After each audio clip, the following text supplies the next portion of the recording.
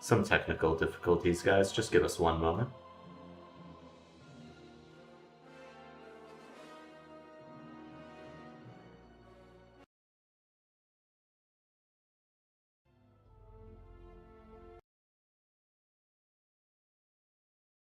I loved this series. I loved to play it so much. He's cannon rushing. He's cannon rushing the Fox. That is hilarious.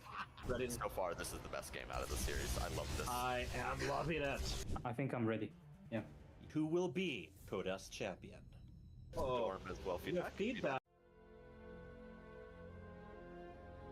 And welcome, guys, to FSL Season 11, PSIOP Gaming versus PulledTheBoys. Hope you guys are having a good day today. I'm Nucleo, joined here with JMPZ, and we got the continuation of the matches from Friday on the Saturday afternoon. How are you doing, JMPZ? I'm good. Woke up just in time to get my food, get ready for this stream to see how the conclusion of this matchup goes. Yeah, I hope you're ready. You're actually one of the first matches, so why don't we just pull up that match order right now? I didn't realize that. I thought it was MedicJR and Darkblade. There was a slight reordering of the. Oh, okay. All right. Just give me 1 second here. I always have a little trouble finding this. There we go. So yeah, just to catch everyone up, this is the current score for these two teams. So yeah. PSIOP Gaming leads with a couple points, 6-4 at the moment, but anything can change. These teams need a total of, I believe, 10 points, I think, to conclusively finish the weekend.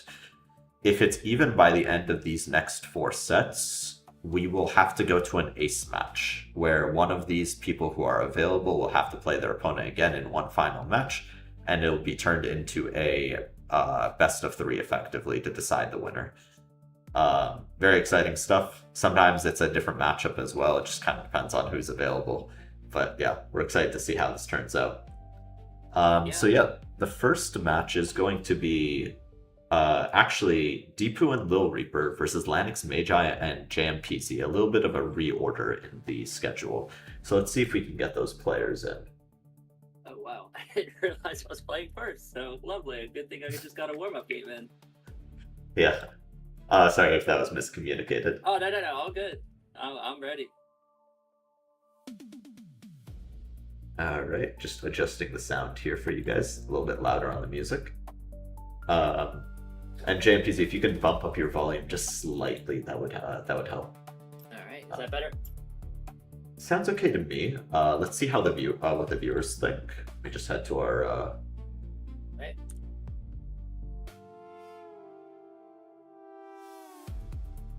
How does JMPZ sound to you guys?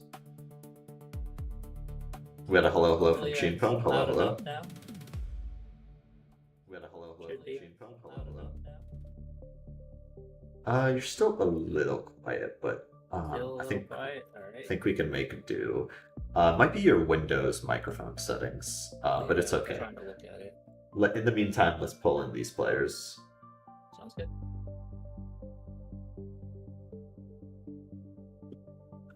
There we go. Now it's at 100%. So that's awesome. Yes, you do sound a lot louder even on Discord. Yeah, we are playing first. Wait, no, not you. ChienPWN, no. Dpoo. Oh, hold on. Sorry. Yeah, sorry, my bad. My bad. Sending you back. Banished from the stream channel. I don't know where my boy's at. Yeah, where is LittleReaper? This is essentially the FSL, just like a little fun StarCraft league we have. There's 4 teams. We play on Friday and Saturdays, and basically this is match 2 of the season 11. So if you're new, stick around. You'll see some StarCraft, and you'll hopefully find some interesting matches. Yeah. So LittleReaper and Dpoo are scheduled to go first. Okay. LittleReaper is on his computer. He should be hopping in right now. Yes, let's pull him in. And there he is. How are you doing today, LittleReaper? Good. You ready to play some 2v2? Yeah. All right. Looking forward to your extra special ready message.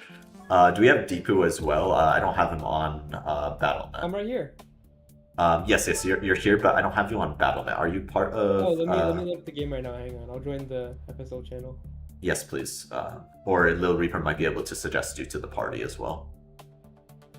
Sounds good.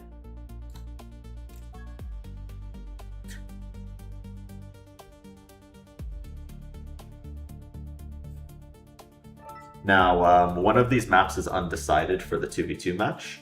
So, do you guys have any map pick? This is last chance to submit one. Otherwise, I'll pick something pretty standard. What was the one we did earlier that had the literally we played like 3 games today. There was like that one that had the free base. What was the one with the free base called? Isn't that like The pocket base in the back. Is that Yeah, under? yeah. That's Alright, the that- map we picked, so you're good. That one It's is already available. selected. Okay, it sounds like there isn't a map pick, so I will just go ahead and pick one just to keep things moving. We'll Wait, play how game. about Undercurrent? How about Undercurrent? That one's already picked. That's the So one we picked. Oh. We all like Undercurrent. Okay. How it's about a very pretty map, guys. There's a very majestic sea creature to the right side of the bottom right natural Can I expansion. just say, don't pick Fields of Death. No one likes that. Visibility's terrible. Yeah. Let's Let's do do Rust Bucket. Let's do Rust Rust Bucket. Bucket, That one's that's not been fine. picked already. Yeah, You're and okay, that's what they let me also let me sorry, one thing I forgot to do here, just add you guys to the scene. So this Here is we best go. of 3, correct? No. No, just two it's matches. a Oh, best just- of 2. Okay, okay. Wait, so I'm hearing Rust Bucket? Is that the Yeah. map? Okay, all right, Yes, there. yes. Okay.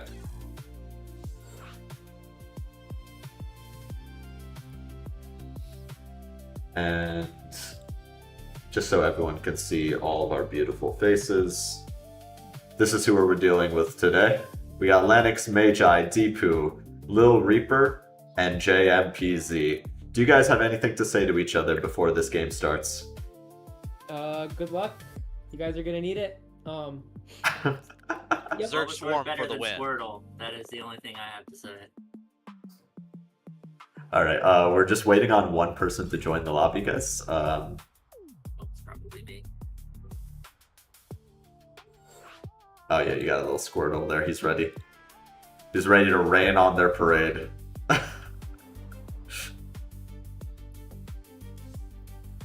All good right. luck, have fun. Move me, Let me- please. Yes, let me separate you guys. Oh, he's still here.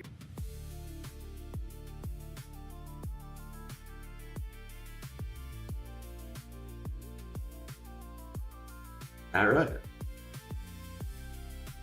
Game 1 is going to be on Rust Bucket. Let's get the confirmation from the players, see if they're ready.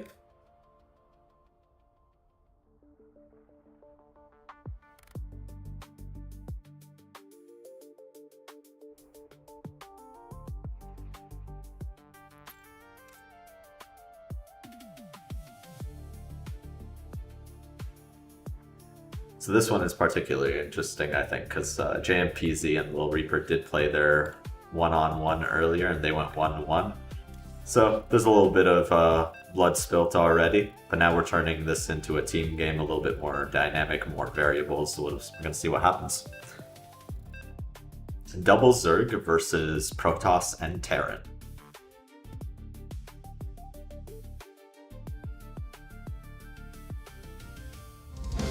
You are watching FSL.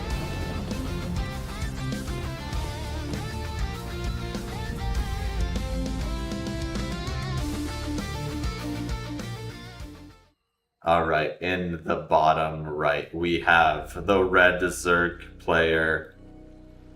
He is JMPZ.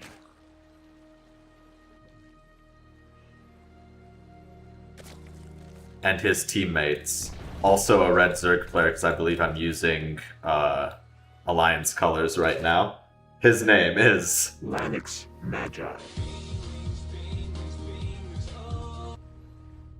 and together they play for the team everyone's favorite Psystorm gaming parody. PSIOP Gaming.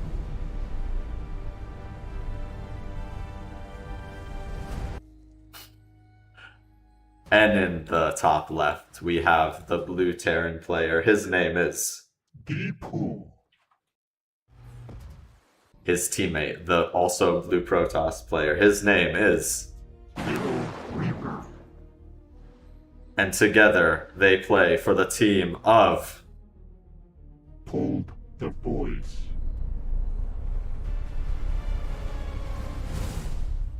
quite hard to get everyone in view on this map, to be honest. Alright. So far, a little bit of a mirrored build for LanixMagi and JMPZ, both of them opting for the hatch first build. Essentially mirroring each other. Looks like JMPZ maybe... yeah, his gas is just a little bit earlier there.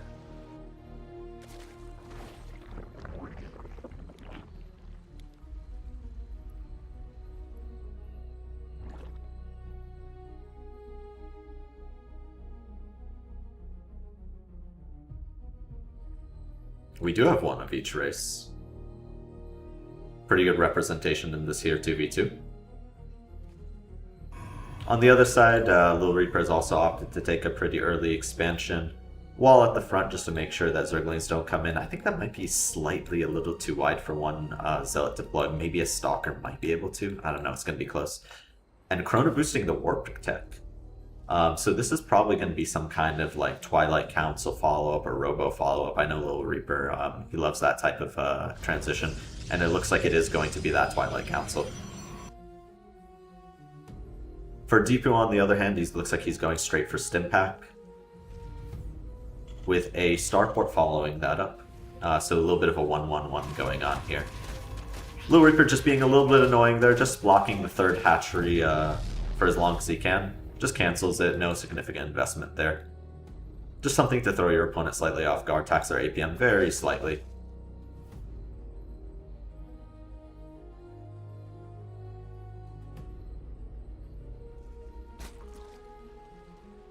And then Baneling Nest follow-up for JMPZ. Looks like JMPZ actually opting for speed, while I believe Lanix may have actually foregone it entirely. This is probably intentional. I know Lanix, he is a believer in the Roach, one of his favorite units. So he's probably opting to skip the speed entirely, go straight into Lair Tech and get the Roach speed as soon as he can.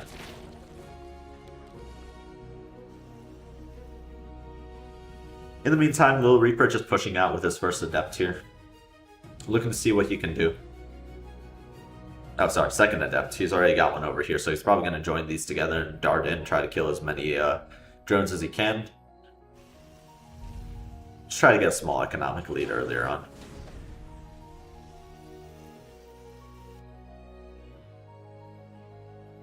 So Charge is the follow-up for LittleReaper here. This is his choice of tech, and the Robo is there, so yes, this is going to be Charge Lock Warp-ins on the side of the red team. We'll see how much damage he can get with that.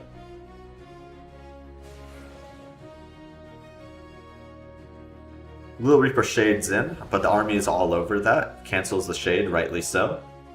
Just looks for another opportunity to be annoying with that later. But JMPZ might actually pounce on these Adepts. There are 2 Adepts here and not that many Lings. He may be able to kill one of these, and then the Baneling's also following this. I don't know if that's the best use of the Baneling here. Yeah. But, hey, they clear it. Can't be annoying later. When they take those outer bases, those Adepts could come back later, just snipe some workers. And Dpoo having a beautiful pre-spread on all of his infantry units here. Maybe he's been wronged by the Baneling one too many times, who knows. These 2 tanks securing the low ground, and it looks like he's just going to keep building on that low ground there. Meanwhile, LittleReaper is moving out with his first few Zealots, and there's a Warp Prism as well that will probably pick those up and lift them up into probably JMPZ's base. Nope, we are opting for a Warp-In on the low ground. And I'm guessing that once he reaches enough critical mass, he'll just go for it with these Zealots. But the problem here is JMPZ has a perfect counter to this. Ling, Bane, and a lot of it already. So, like, yeah, he could blow up the Banelings on these Zealots. Another Warp-In might be effective afterwards, so after all the Banelings have been expended, after when there's only Lings, but another problem is there's Roaches here as well, so those Roaches might be the consistent DPS that JMPZ needs to complement his army composition. Dpoo and LittleReaper are joining up at the front here. Dpoo's probably going to siege up those tanks just to basically anchor LittleReaper's position here. And it looks like we're heading in. JMPZ crashes all of his Ling Bane into most of the Zealots. LanixMagi going in with his Roaches as well, but it looks like he's not able to get right on top of those tanks, so this is a bit of a wipe for the blue team here. And it doesn't look like there's a lot left. There's 38 Roaches, Lings in production for JMPZ, but the problem is these are going to trickle out incrementally as they finish. And yeah, there's not a whole lot for Lanix at the moment either, so it's a little scrappy. This still could turn any one way, but yeah, maybe with those additional reinforcements, might be a little bit more difficult now.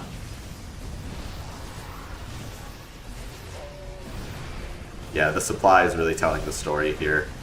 LanixMagi and Koei Champ and JMPZ are both running a little low on supply. Another 36 Lings in production right now, but the problem here is after all the larvae is expended, it's going to be really hard to remax again. And also JMPZ lost his natural expansion with no other base available.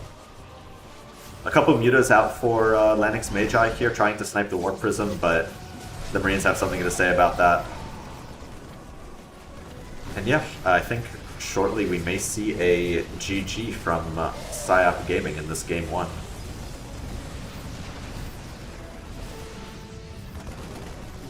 Bunch of Banelings being morphed as a last-ditch attempt to clear the rest of this infantry, but it would probably be sniped before they get to really form, and also, yeah, the Stalkers are right on top of this, so they're going to absorb a lot of those shots as armored units. Rough game for PSIOP Gaming. Very good game for PulledTheBoys. Yeah, there's just a lot of units trickling in.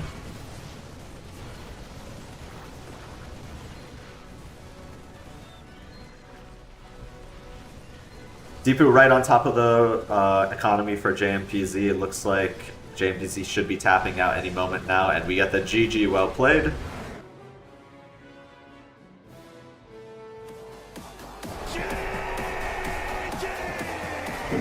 Deployed.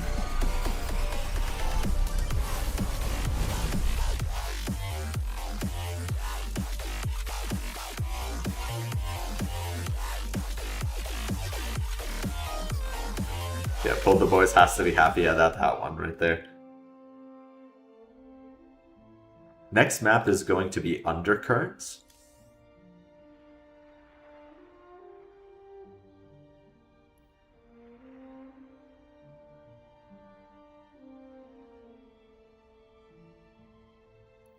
Looks like we just have one of the players still in the replay. Yeah, there we go.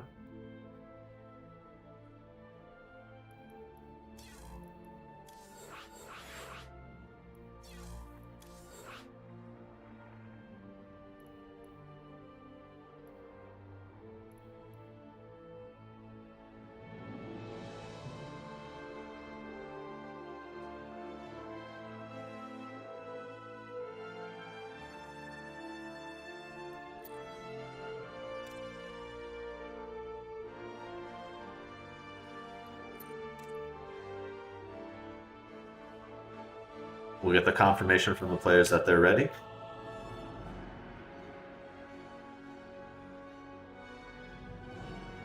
Yeah, I think in that last game, both JMPZ and LanixMagi probably needed to just get additional units before they really collapsed on that army.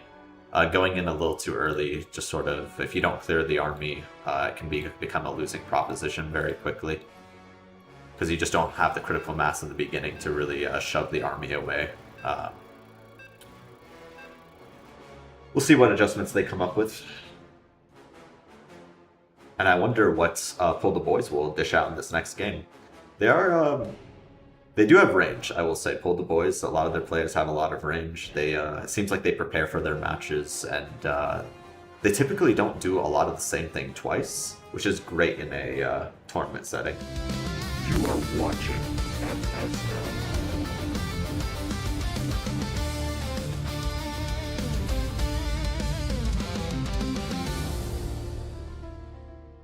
Alright, playing for the red team, we have the red Zerg player. His name is JMPZ. And his teammate, also a red Zerg player. His name is LanixMagi. Love that intro. And together they represent PSIOP.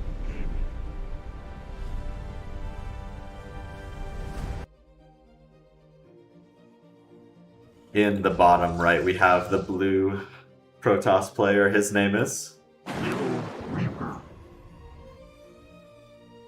and his teammates, the blue Terran player. His name is Dpoo. Together, these guys represent the decorated team of PulledTheBoys.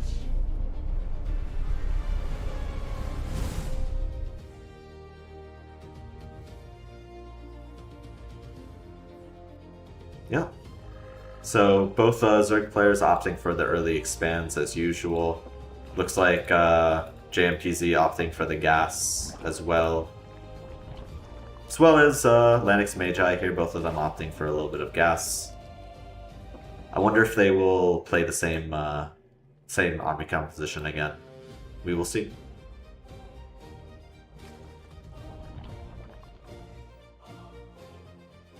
Oh, this is cool.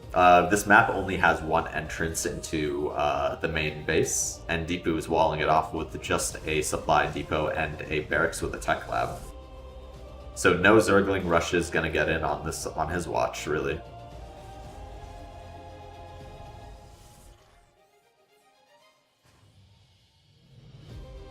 Looking like we're seeing a similar build here, at least so far. Factory follow-up for Dpoo. We'll probably see a starport, especially given the amount of gas that he's mining. Warp tech pretty early for LittleReaper. No choice of tech has been revealed yet. Okay, there we go. We see the robotics facility and additional gateways. So a little bit of a deviation from the last game. LittleReaper went with the Twilight Council earlier, just to get that earlier Twilight Council upgrade. This time it's going to be the robotics facility, and probably the first thing coming out of that is probably going to be a Warp Prism.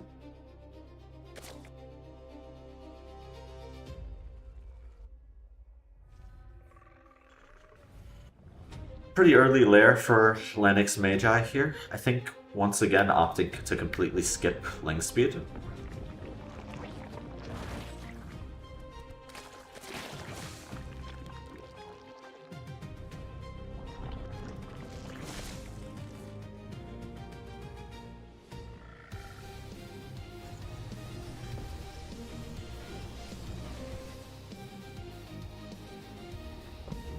Sporecrawler's going down somewhat early for JMPZ here. I guess maybe he's thinking that there could be a early Oracle.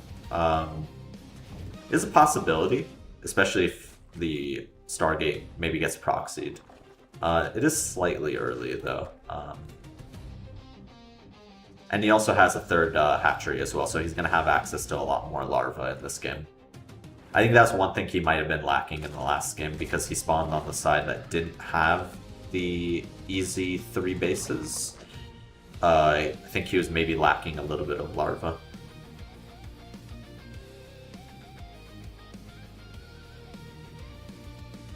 And here's the Warp Prism for LittleReaper, as foretold.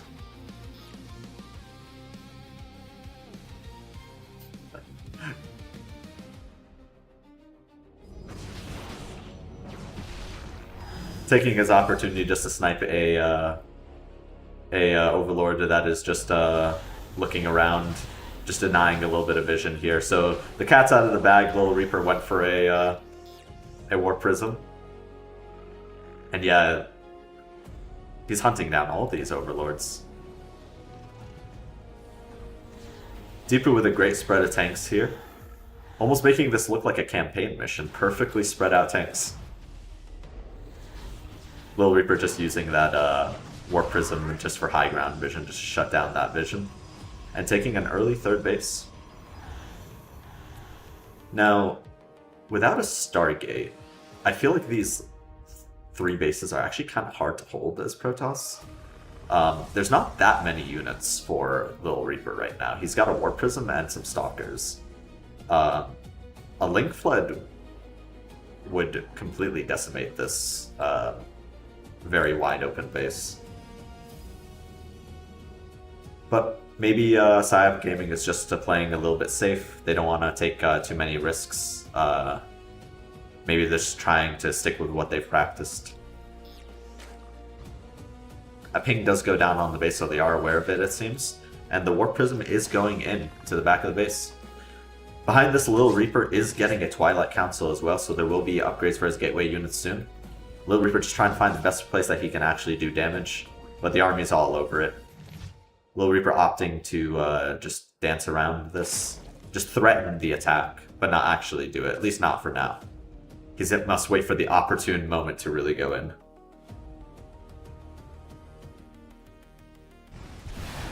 In the meantime, Dpoo coming in with 4 Vikings. Wow, these guys really don't want PSIOP Gaming to have any vision. And even lands the Viking just for some harassment. Now this might be LittleReaper's cue to move that Warp Prism back in. Let's see if he actually moves it. Decent. That was an okay bile there. Takes out one of the Vikings. LittleReaper actually going home with his Warp Prism instead of contributing to the harassment. In the meantime, LittleReaper massing up a lot of his Zealots here. If it's not broke, don't fix it. Just go for charge again. And meanwhile, Dpoo also adding on another command center. Fairly low eco game here. I think for all players, despite JMPZ's earlier third base. LittleReaper actually ahead in economy for all these players here, with 56 probes compared to the 53 of JMPZ, although he seems to be adding on more. A Lurker Den is in production for JMPZ as well.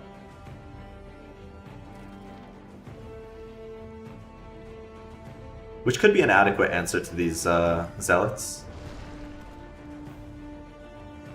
Third base going down for LanixMagi here. LittleReaper does see it with his Warp Prism.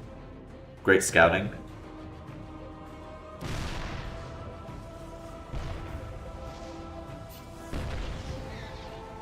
Dpoo says, let's get rid of this one rock in particular. We don't want that here.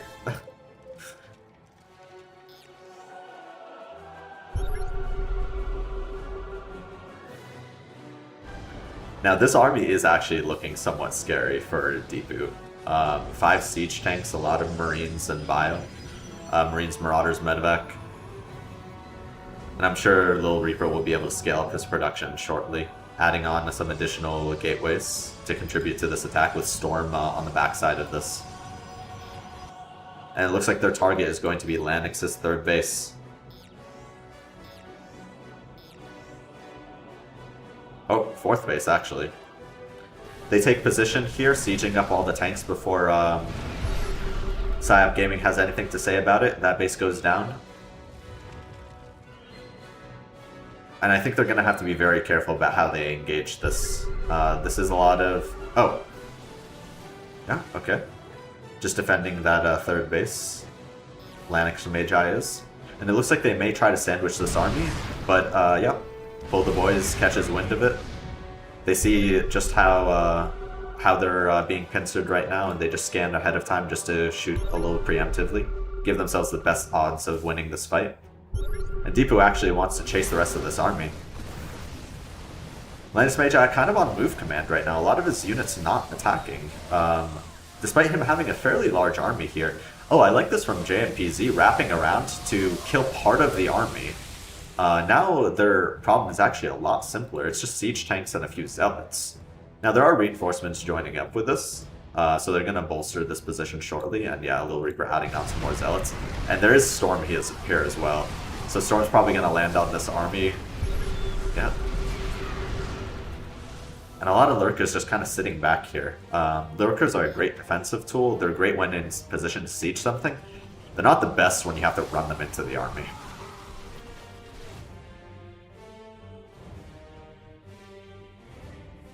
Quick view on the players here. You can see how focused they are.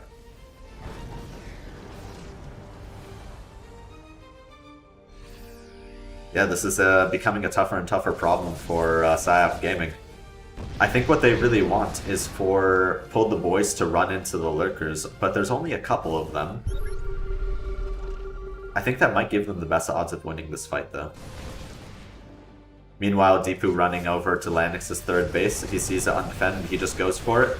And they go in for the main army confrontation. The Roaches on the backside, the Hydras on the front side, taking out as many tanks as they can, eating some storms, and kiting back the Zealots. They may break this position, though, because Dpoo was slightly out of position here. He did snipe Lanix's third base, though, while this was happening, and burrow for LanixMagi, getting on top of the last tank there, and getting in a pretty good position, honestly, to fight those Zealots. Bunch more Roaches joining the fray. Looks like a bunch of bio from Dpoo kind of going unchallenged here over that ledge. Roaches don't have the best range, so they can't trade fire with those Marines and Marauders as well. But they do clear this position for now. Now the question is, what will they do with this? One Ultralisk in production for JMPZ and a Viper. We may see some Spellcasters for Zerg. Honestly, I don't think we see enough Spellcasters for Zerg in this league.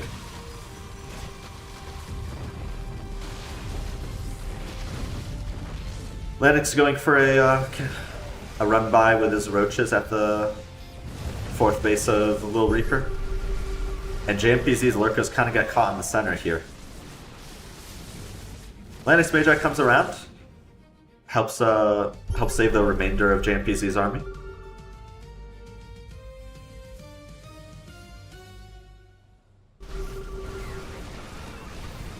Oh, and JMPZ on a bit of move command right now, losing a lot of those Hydras. The rest of the Roaches here trading with the bio, but it looks like a losing proposition from that angle. A few more Ultras in production here, but without a lot of buffer for the Ultras, they might go down pretty quickly to these Marauders. It survives a pretty long time. But yeah, with just one Ultra there, it stands no chance against all that fire. Roach is on a bit of a move right now. Okay, they're targeting the tank. Nice target fire from Lanix there. And JMPZ's fourth base goes down. The other Ultras are actually doing pretty good work though, I will be honest.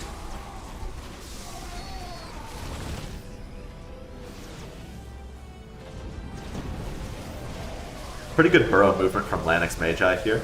Nice micro. Basically burrowing and then just popping up right in front of the Ultras.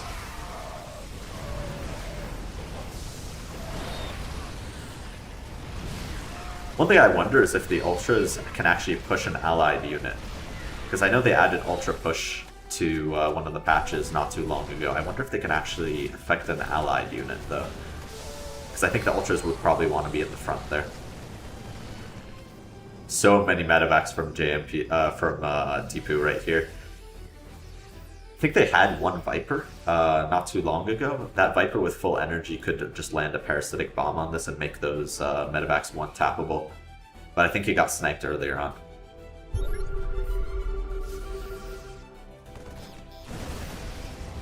Dpoo sees an opportunity and runs in, doesn't see the Lurkers sieged. LanixMagi morphed a bunch of Ravagers, throw some Biles, but they are quickly dodged. And LanixMagi just tries to defend this top ramp. Very nice Biles landing on those Zealots, but there might be just too much here. Yeah, a bunch of drones going down there for JMPZ. I think we're just sort of seeing an army that just doesn't scale too well for Lanix. Kind of going down a little bit early and not enough supply for JMPZ to really turn the tide.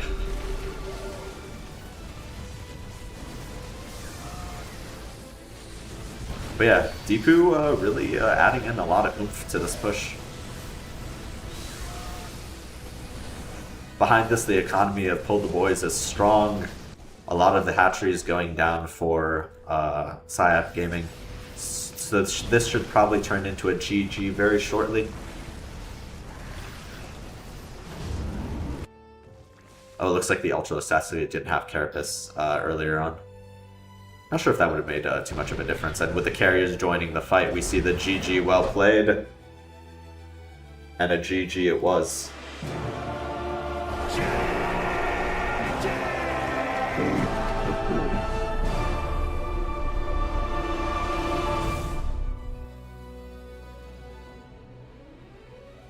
Take you back to that score screen real quick just to show you what that looks like. Right now, PulledTheBoys have evened up the score 6-6. And let's get those players back in for a quick interview.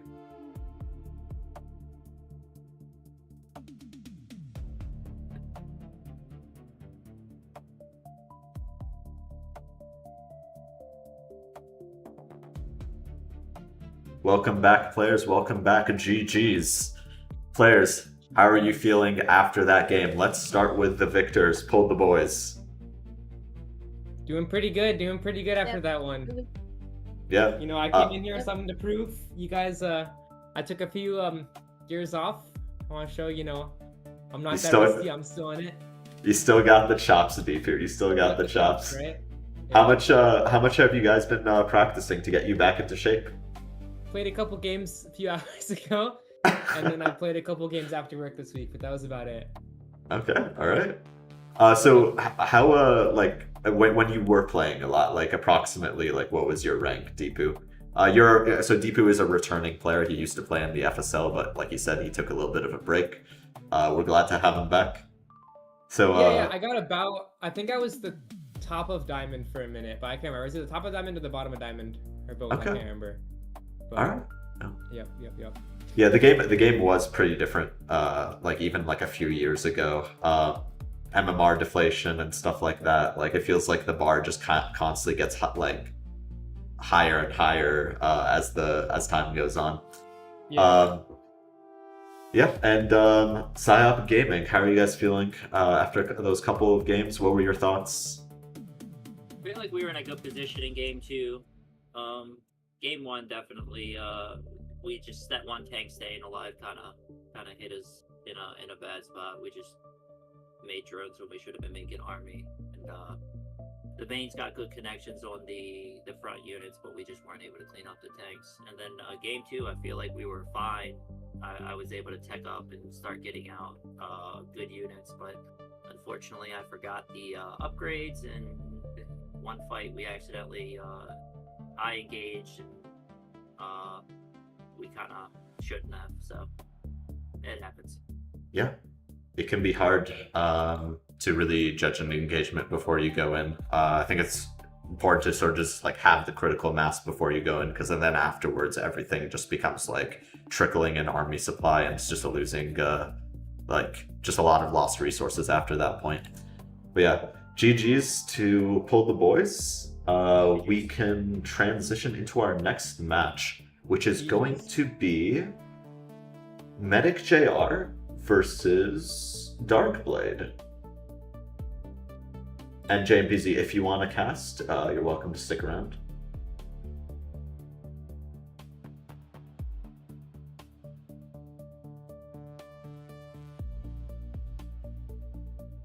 Alrighty. So PulledTheBoys pulled it back and now have the lead 7-6, I believe. 6-6. 6-6. Yeah. Oh, okay. So it's tied. Correct. Just adding the players to the scene here. Do we have Darkblade? Darkblade is not on camera. Yeah. Did you set up your video ninja? No, it says it's password protected. I don't know what the password is. Oh, it's all caps FSL. All caps FSL. Yeah. Okay.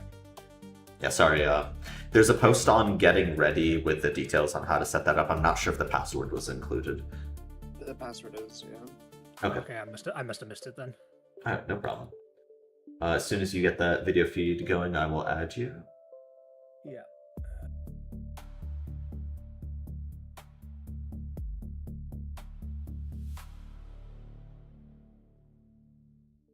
My camera is inverted.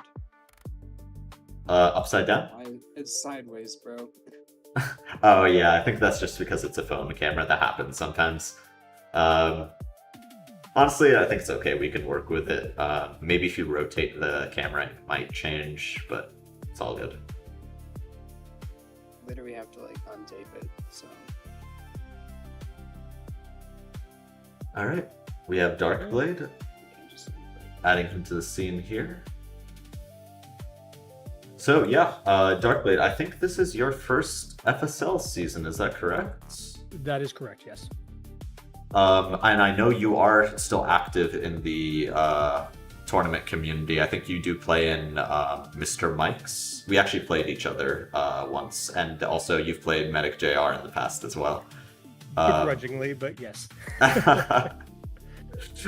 Probably run into each other on the ladder, how high up they are. No.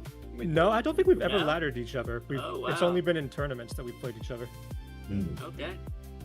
Died to the 3 racks far too many times. Got you.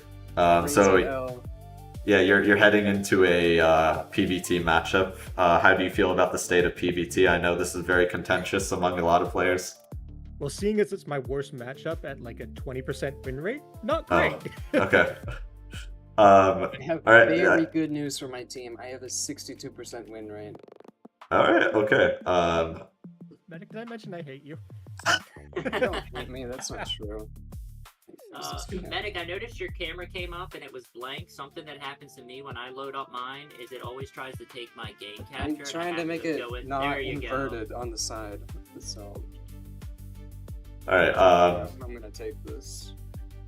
Okay, I see. Cranky plays from his phone as well with his camera. Maybe he can give you some tips on how to set it up next time.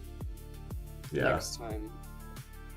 Yeah, you guys are good enough. You guys are good enough to stream StarCraft, and I think people would watch you. I think you guys should invest in some proper webcams. Yeah, I should probably get a. I thought my monitor had a webcam, and then I bought it. Turns out it doesn't. It's very annoying. All good, all good. So yeah, looks like we will have game number 1 on. Let's see. Persephone, and game number 2 on Lockdown. I'm gonna start making fun of me for my webcam. We can get you some tournament winnings, MedicJR. That'll pay more than pay for it. All right, players. Do you have tournament? My team has to buy me a webcam. True. Yeah. Captain has to treat you, so I will volunteer. Volunteers tribute. I don't think I'm gonna be able to set this up. It's gonna be like sideways. So is there any way to invert it that way? That's fine. I mean, Just- as long as you're sort of in the picture. Yeah, just do your best. Do your best. I don't think we'll really fault you if you can't keep the camera straight. Just lift it up again when we do the interviews. It should be fine. All right, players. Anything to say to each other before we head into this next match? No Rush 20? Is that an option? No Rush 20. What do you think this is? Wings of Liberty?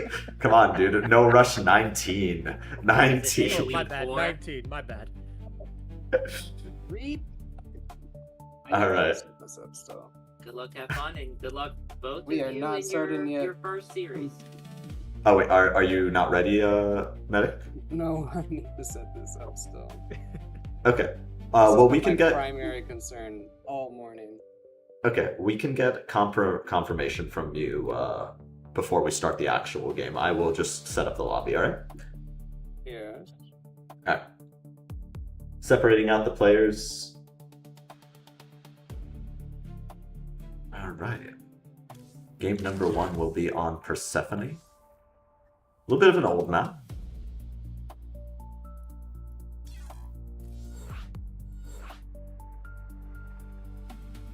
MedicJR looks like he's still fiddling with that camera, but it looks like he did get the video feed back on. Oh, we just need to add these players to the lobby as well.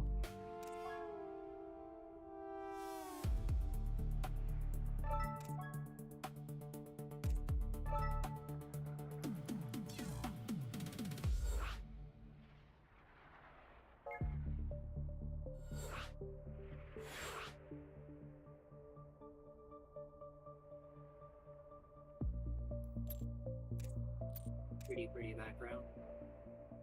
Or border, I should say.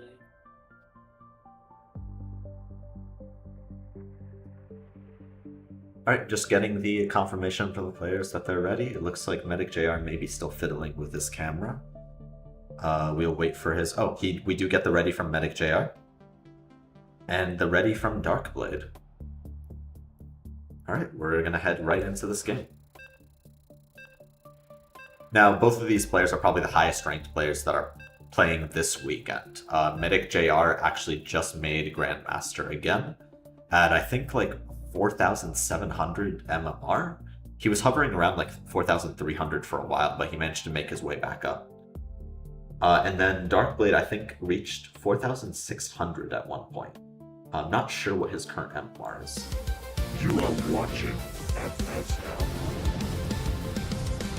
But yeah, looking forward to some high-level StarCraft right here. That next plan is that name. I've definitely played against him on the ladder recently. Oh, Darkblade? Yes. Oh, wow. Alright, speaking of Darkblade, in the top left we have the teal Protoss player. His name is...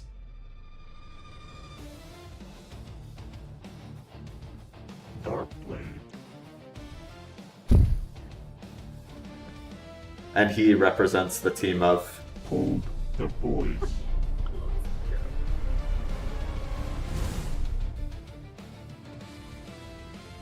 In the bottom left. Oh yeah, go ahead, sorry, JMPZ. Sorry. We have the blue Terran in his first match of FSL, and he is... Medic Jr.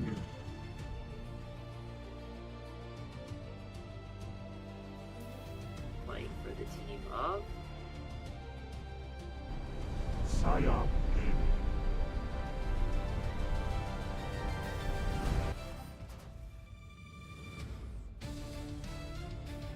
Darkblade. Yeah. You could tell he was, he did not know what to do. It was so good.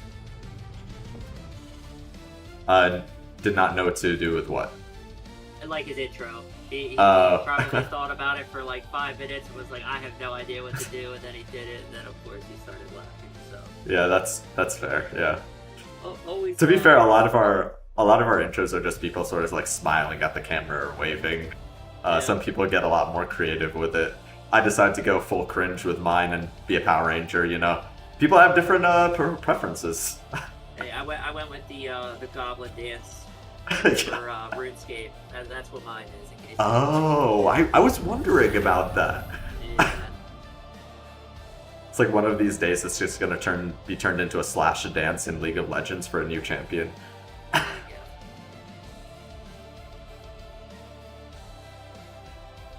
Darkblade opting for a pretty early expand here, while MedicJR is opting for very fast tech. A factory on the way for MedicJR. Before the CC, so usually when this happens, you'll see like a timing attack from the Terran to try to get the damage done to, you know, counterbalance going later CC. Yep, and the CC does go down for MedicJR as predicted. The Reaper meets with the Adepts and gets shooed away. I'm sure the Reaper will be back later to scout. Speaking of, in the main of Darkblade, he has the most anti-Reaper setup. The gateway and the Cyber Core positioned in just the right place to prevent the Reaper from jumping up here. Not sure if there's any other jump up points. Yeah, he could jump up, but he can't get out of that little space, I believe. But yeah, that's like something someone always asks me is like, when do I block the Reaper jump up? When you're on the level of Darkblade, that's when you start. Yeah, I remember, because I don't play a lot of PvT or TVP, I remember seeing this and just thinking, isn't this a huge liability when the siege tanks show up? But apparently it's not a big deal if you lose your Cyber Core in this matchup, you just rebuild it. Yeah, and looking, we got the traditional 2 Reaper, 1 Hellion, looking around, making sure there's no early third, making sure there's nothing too crazy going on, and the Reapers are like, hey, I can't see anything. So in the chat we have Gadostar saying, since you added GMs in FSL, let's add pros next. Maybe. That's all I'll say. Maybe TM. There is a possibility. Yeah. But, can you imagine, like, if we were able to draft Cyril on our team? Like, yeah. All I'm gonna say is pros cost money. Yes. That is the one thing that pros do that kind of makes it hard to get him in the FSL. Their time is money. True. So Because like you also have to consider like, because if they use certain builds in FSL, those are builds that they may not be able to use later, right? Because sometimes pros hide builds from each other, you know? Alright, let's see how prepared Darkblade is for this drop. Oh, Yeah, no. two. Oh, he did. Oh, ouch! Oh Two my. Widow Mines taking out a fair amount of probes. That was 7 probes. That's worth Yep. it all day for MedicJR. He's got to be happy about that. And he gets to fly the medevac out and let those recharge. Yeah, he's just going to threaten the same attack later. Every time Darkblade is caught slacking, he's going to go in and try to take out more economy. In the meantime, a Liberator's also heading out at the same time. He's probably going to hit one side and then go back in with the Widow Mines at the same time. This is such high level of StarCraft. Like, I feel like the game is, like, so slow but so fast at this level. Yeah. That, like, yeah, it's actually... Oh, wait, you might see the Liberator. I don't know if he caught the I'm not sure if he caught that. Possibly. But he is The Widow Mines went back in the meantime, and they got another 2 workers as a result of that, so better pull from Darkblade that time. The Liberator is rounding around the right side right now. Oh, wait, he put it on the gases, but the gases aren't up yet, so that should be a tell for MedicJR that this is going to be, like, maybe heavy Zealot into charge? See, yeah, but like that's actually not at all what Darkblade is doing here. So Stalkers don't cost a ton of gas on their own, I believe, right? Like you can get away with doing this on just 2. There is a Robo, but it's not being really used to churn out any units right now. A little confusing there. He basically put the scouting unit in the main, and he can see what's going on in MedicJR's main. Yeah. The observer. MedicJR's got a wall of tanks, he's got a bunker. Looking at the units though, like, he does have a little bit of a worker lead, which is always great for Terran because you have mules as well. And yeah, that was definitely Yeah, great wall of depots here from MedicJR. This shall not be broken. he's looking for that observer and he finds it. Yeah. He'll be able to kill it though. He's gonna run right underneath it before starting to attack, just to make sure it doesn't run away, and he takes it out. Denying a little bit of vision there for Darkblade. Yeah, I was watching his screen, like his POV. I love to do that while we're into these games, and you can see him zooming in and out, trying to see the little glimmer of the observer. Just such high level play from these two. Interesting. So just like angling the camera in certain ways, it's like, is that a? Oh, we got to pause. Oh, we got a little bit of lag. Okay. Oh my god, the lag spikes. Okay. We'll give these players a moment. Oh yeah, we didn't set up a referee. Wait. No, we're both referees. We Oh, should be able to chat with them. Yep. The quiet before the storm. You see the missile flying out from the Marauder about halfway there.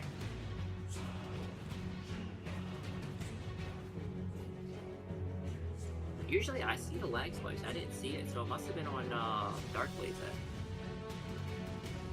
I didn't get any lag spikes either. I think Darkblade is based in the US, so I'm just trying to figure out if there's any potential sources of lag coming from there. Okay, Darkblade thinks the lag seems to be gone. Okay.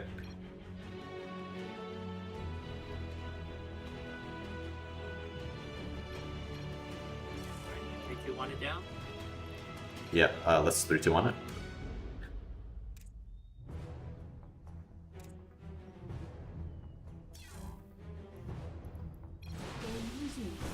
Had to be really careful there not to hit the wrong button. Oh, MedicJR move commands a little bit into those stalkers, but quickly corrects. Yeah, it was a pretty fair trade, so. Yeah. And looking at the map right now, looks like he's gonna come and try to shut down this third, and that's gonna be the big contention point right now. And oh, does he see the observer overhead? Oh my god, Eagle Eye! Very great snipes for That is a MedicJR. lot of zealots though. Yeah. It's gonna be very hard for him to break through here. He's gonna lose all the tanks, but there's a really good Widowmine shots. They are great Widowmine shots. The Zealots really caught him like before he really got the chance to siege. Really punished him for that position. the blink goes right beneath the Medivacs too. He doesn't take care of all the Marauders before he does so. So a lot of those Medivacs will go down, but at the cost of some Stalkers. It's not free, but a pretty good trade for Darkblade overall. Yeah, he was able to keep him off his third. That's what makes it a good trade for Darkblade. The fact that he was able to keep the third. Yeah, for sure. Out just in time. I think we're really approaching the stage, because like in TVP a lot of the time, Terrans try to do a lot of like almost game-ending damage to the Protoss before they really have their tech going. We didn't see a lot of that in this game, we just saw a little bit of harassment. But I think we're starting to get into the stage of the game where Protoss will actually start getting their later game tech, and we may actually see a late game scenario here. Third base is heading over to the third base location for MedicJR. So in terms of economy, Darkblade definitely leading at this point. He's been mining from his third a fair amount longer. Yep. And yeah, just has a few more workers. Yeah, definitely have 5 workers, and that is a lot of zealots. It's 15 Yeah. zealots. If you don't get the correct Widow Mine shots, it's definitely going to be hard to hold this position. Yeah. Speaking of Widow Mines, there are 4 at the moment. None of them are sieged right now. Colossus range is on the way, and the bio is in not the best position to deal with this. Darkblade will show himself. He is attacking the third. Oh, I love this with the Marauder upgrade. Slows these zealots down. Able to push it away, and he recalls. Big recall for Darkblade. Darkblade showing this army a lot of respect. He doesn't want to get stemmed on and chased down. So he recalls the majority of his units and walks the remaining units away.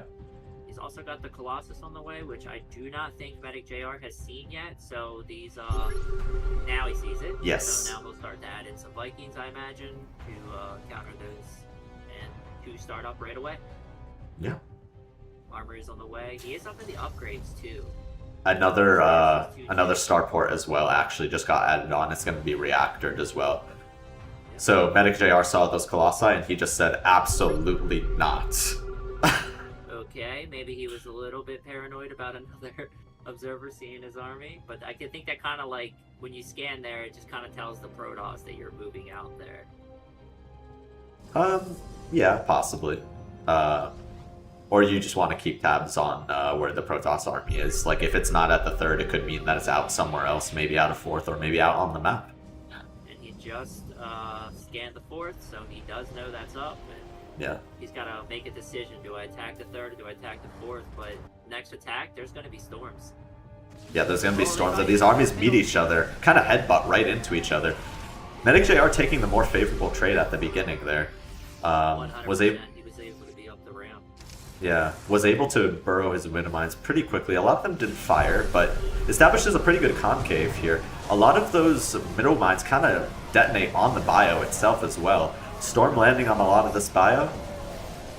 He's able to clean all of this up. I think Yeah. Darkblade's going to be able to push it for the win here. I think so too. All those Colossus are still standing, and there isn't much bio left for MedicJR.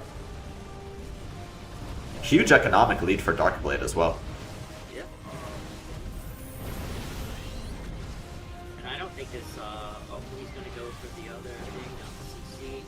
The CC trips to it down, but yeah, this is going to be a very hard hold for MedicJR here. Yeah. Now we do have the Great Wall here. The Great Wall of Depots with 2 Marauders in there just slowing. The Colossus did not get the memo. I think that was intentional. I think he was just moving the Colossi in just to target from long range. He wants to take down that wall before he actually attacks him. Yeah, he's just got to be careful because this is now a critical mass of Vikings. And if he doesn't have the correct storms here, it's going to be very... Yeah, I think maybe MedicJR moving out just a little too early there. A lot of the bio getting pounced on, and we get the GG. Yeah, very well done from Darkblade.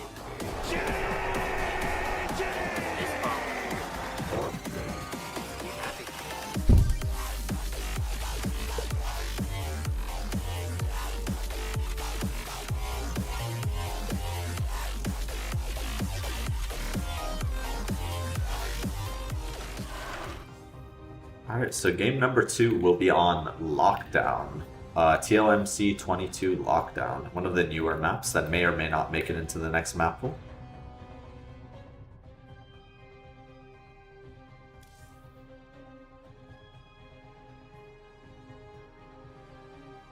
Darkblade requesting a short break just to get a little bit of water. MedicJR just checking the replay, just seeing where things, how things panned out in the last game. I think he was in a decent spot. It was just when he attacked the third, the fact that the Zealots were able to get directly on top of his tanks, and yeah, that's probably where it went wrong for him. He was still in a okay position at that point, but yeah, it just that's where it started to start. Yeah, I think a lot of in the second engagement as well, a lot of those tanks, a lot of those Widow Mines ended up firing right on the bio itself because the Zealots dragged the shots back onto the bio, followed up with some killer storms. Very rough for the Terran. Yeah, a lot of people don't realize, like, when you play a ladder game and you lose, it is what it is. But when you're playing in front of a stream, no matter how small, there is a little bit of nerves. There is a little bit of 1000%. Human error that happens. That's the thing I learned in FSL is like you could be as confident as you want, but when you're sitting there playing on stream, it feels different. Yeah, whether you're streaming on Twitch or playing in the tournament, there are nerves involved. You want to perform both for yourself and also for your team, right? Yep. Someone in the chat asking what the score was. Going to display that real quick right now. PulledTheBoys is leading with 1 point right now, 7-6.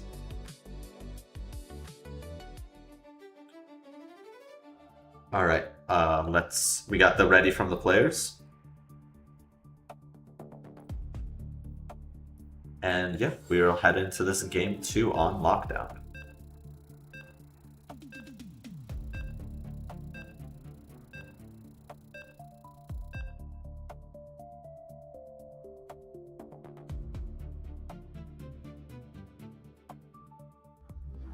You are watching FSL.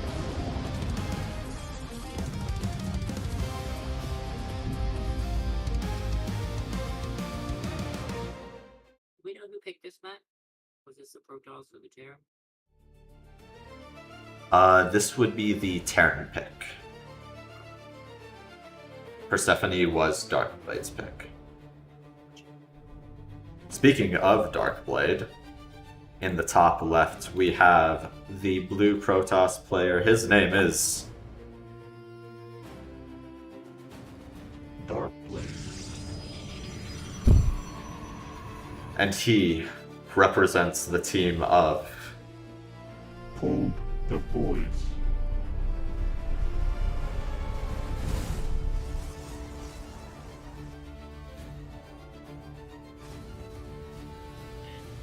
Lower left, we have the sideways Terran, the blue Terran, and he is Medic Jr.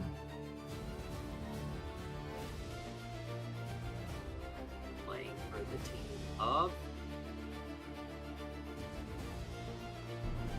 SaraNghae.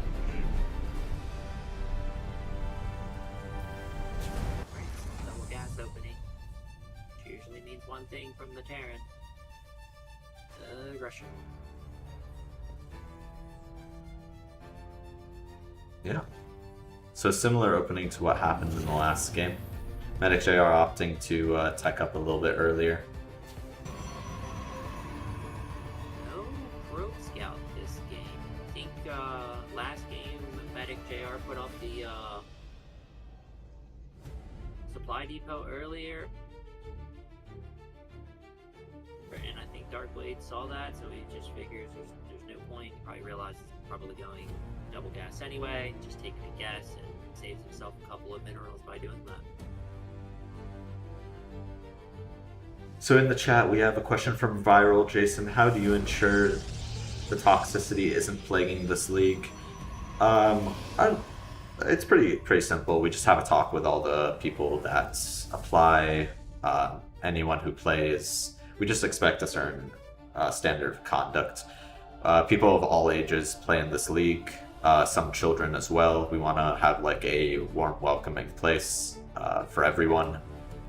This place is supposed to be a fun star league. We're just doing this for fun. We're not really doing this for any money or anything like that. So yeah, we're just all here having a good time. Just a community of people who love the game and enjoy playing, and we have like Nuclear said, stuff in place to keep it fun. We don't let like these players right here who are GM play against silver players. That would just be not fun and wasting everybody's time. So we have things in place to keep the league fun. Yeah. Very hard to look up the ramp, and Medic does that. He's not running his Reapers up, he's kind of looking. Yeah, he has to run away instantly, but he does see the Robo. Viral Jason in the chat saying, thanks, you guys need to promote more. I just ran into this from Team Liquid. We will do our best. I'm glad you like it so far. Oh, we got another pause from Darkblade. Okay. Oh, the good thing now is this pause isn't Yeah. right. This is a better time to have lag, I think. 100%. I always wonder, like, if these pauses help out the players or hurt them, because, like, on the one hand, it kind of takes them out of the flow of what they were already doing, but on the other hand, it gives them a moment to just think, what was I doing, and what do I do as soon as this becomes unpaused? Yeah, it's the middle ground. Like, certain times it's good for you, certain times it's bad.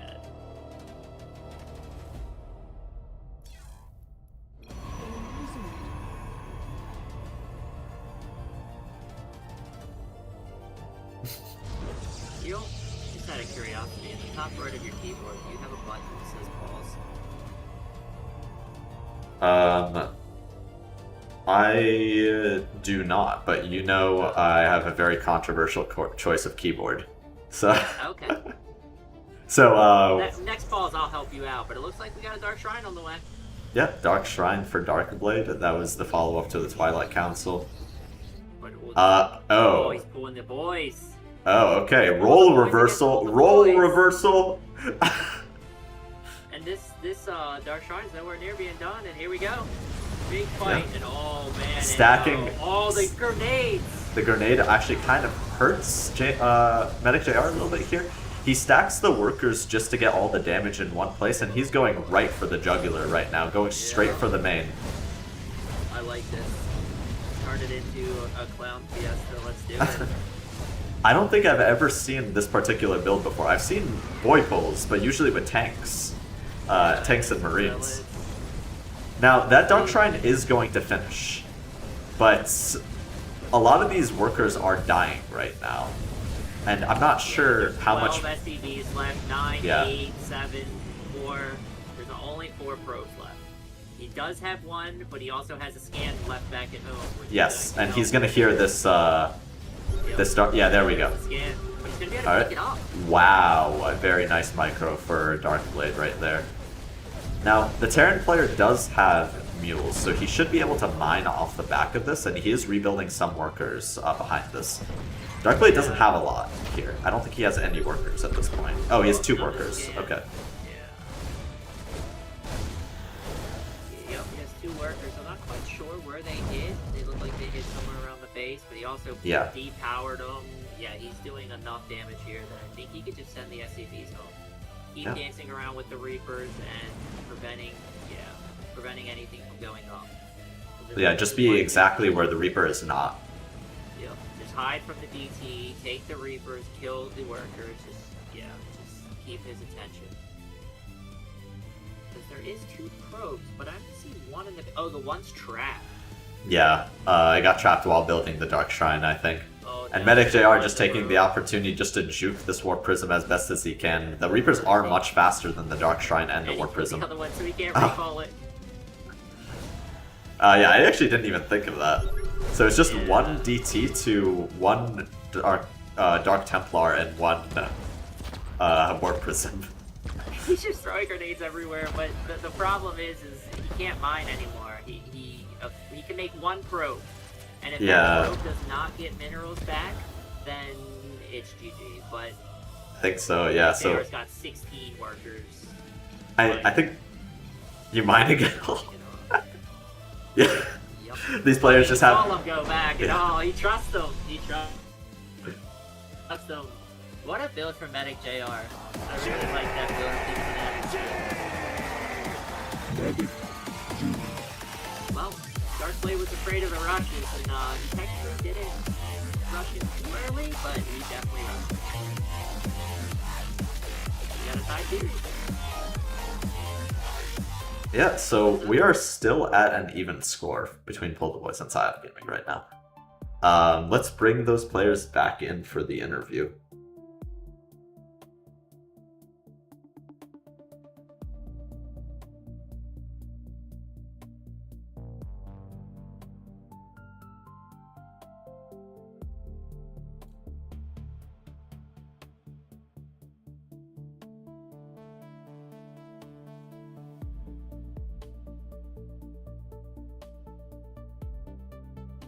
All right, welcome back, players. Welcome back. Can you guys hear us? Yep, I can hear you. All right, very interesting best of two, guys. Darkblade, why don't we get your thoughts on the game one to begin? Because a lot happened in game one. Yeah. I guess I assumed I was behind after the Widow Mines got, I don't know, 7-8 kills, I'm guessing, based on the... It was 7 at first, and then it went up to 9 the next time they came around, yeah. Yeah. So I guess that brought it to even, if you will, in terms of worker count, or slightly in Medic's favor, I'm guessing. The Zealots did a lot of heavy lifting for me in the first fight to push him back. And then my Colossus, I guess, caught him off guard enough that he hadn't transitioned into heavy Vikings yet, and that was able to kind of give me enough of an edge to go from there.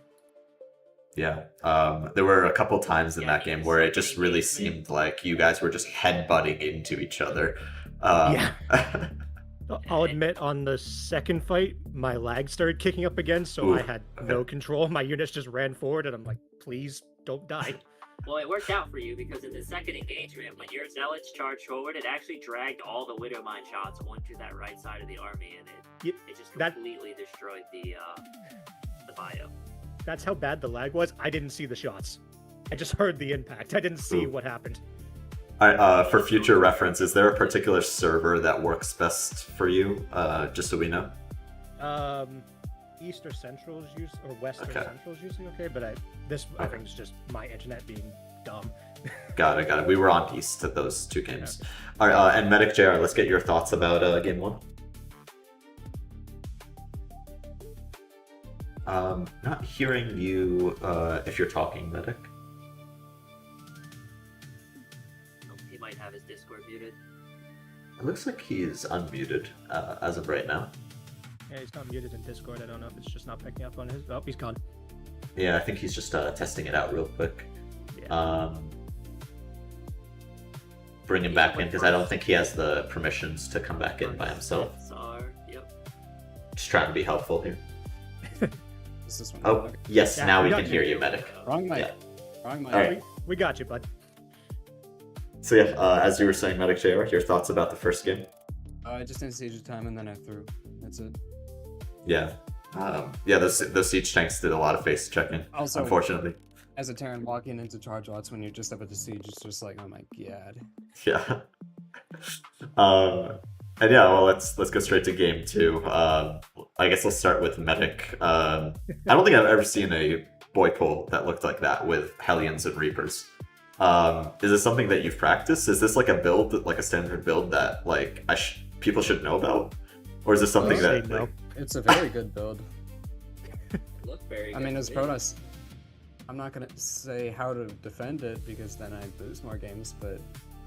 That's all right. You can tell me. It's pretty slick. No, you're good. You're good. I'm gonna use this against you like 100 times more. I'm sad now. Bro, I had like 13 workers and you had 0, and you asked like, "Do you have any workers left?" Yeah, I got like 16. Yeah, well, that's why I asked, right? Because I saw a lot. Line. Yeah, I saw a lot, but I didn't know how many you pulled. So it's like, if you're mining, I'll just leave. Yeah, Yeah, it was a fun tough watching situation. The DT try to chase down those Reapers, but yeah, and then the one probe that was stuck, I was thinking Yeah. you had a chance to maybe recall it to get it out, but he was like, no, that probe's dying as well. So I definitely found that funny. Genocide. Yep, no more probes allowed. Nope. Well, that was a very fun one to watch. I don't think any of us were really expecting that. Best of luck to I was. Darkblade. Well, yes, yeah. Best of luck to Darkblade in figuring out how to deal with that. I don't think I've seen anyone do that build, so I don't know. You might have to invent some new methods, Darkblade. You're smart. You got it. Yay.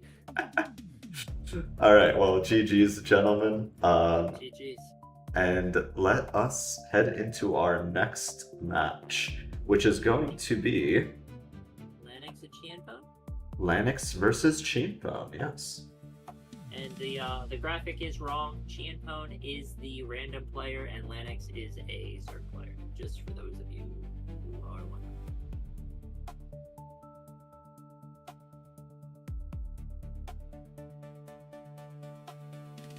Okay. And let's see. Not sure if we have. Hold on. Let's see where Lanix is.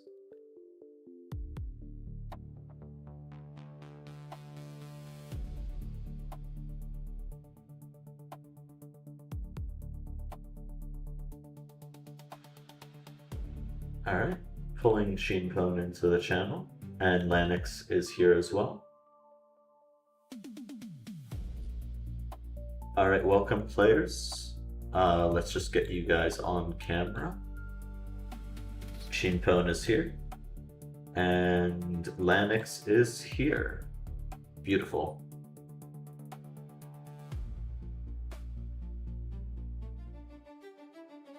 Alright. Welcome.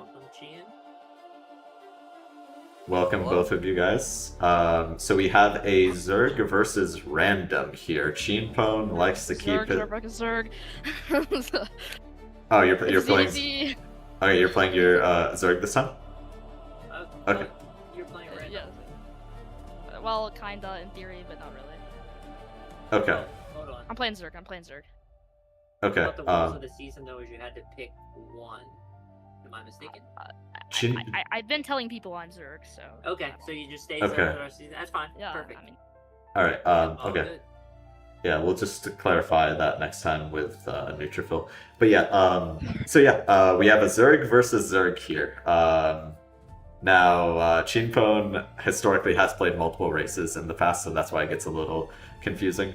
And ChienPWN is a unpredictable player, I would say. An agent of chaos. Would you say that's how you would describe yourself, ChienPWN? recently I've decided to not be so scummy with all the cheesing, bro. Oh, I don't cheese didn't- anymore. I didn't say you cheesed. I just said you were unpredictable. That's a good thing. You're the only player I know who's taken his hands off his mouse and keyboard during a game after you decided to do a Bailey drop on somebody and it killed like 30 workers. So that's definitely something different that you definitely do. Yeah, that was a fun moment. Not gonna lie. We don't get a lot of Baneling drops in FSL, but that was beautifully executed. I mean, yeah, no, I don't. Yeah, so definitely Okay. a good game for me, but yeah. We'll see. Okay.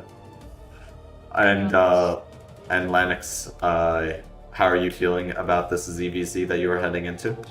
Well, I didn't know it was ZVZ, so I practiced kind of sporadically. I honestly, I've been on a conference for the last week, so last time I played was Tuesday, and then this morning. So, flying by the seat of my pants here, but I feel good. I'm feeling warm right now. Okay, cool. Yeah.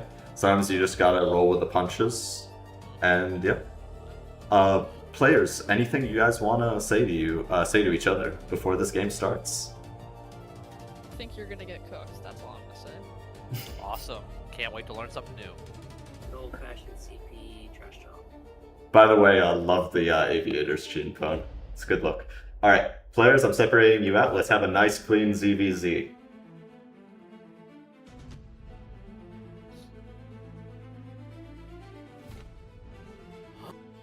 Like how we were talking about earlier, how all the old guys on the one map are saying it's so dark, and all the young kids are saying, "Oh, you're get good," and now he's wearing sunglasses while playing. I wouldn't be able to see my monitor.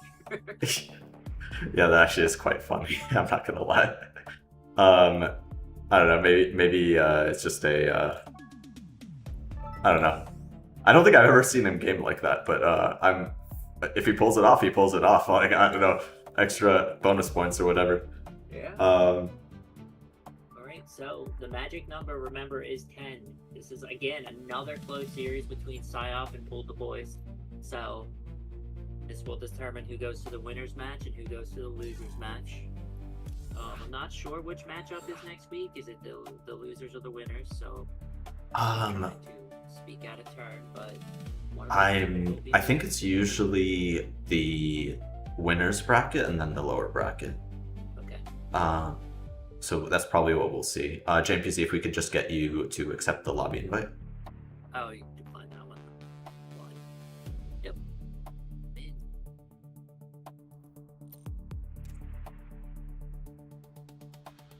So a thing that me and I think GM would fight over is the pink color.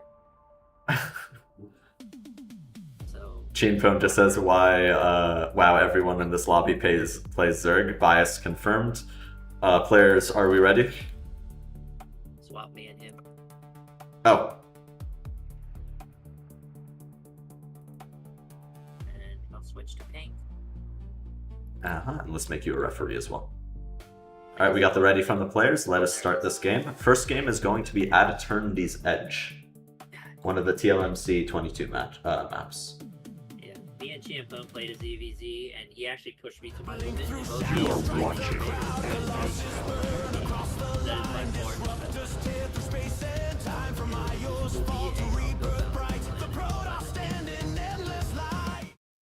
Oh, okay. My SC2 froze for a split second there, but it looks like we're okay.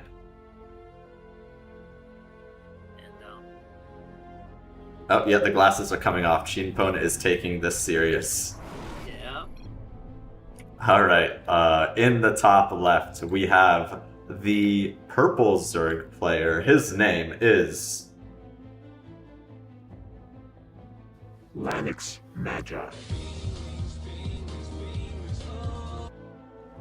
And he is playing for the team of... SaraNghae.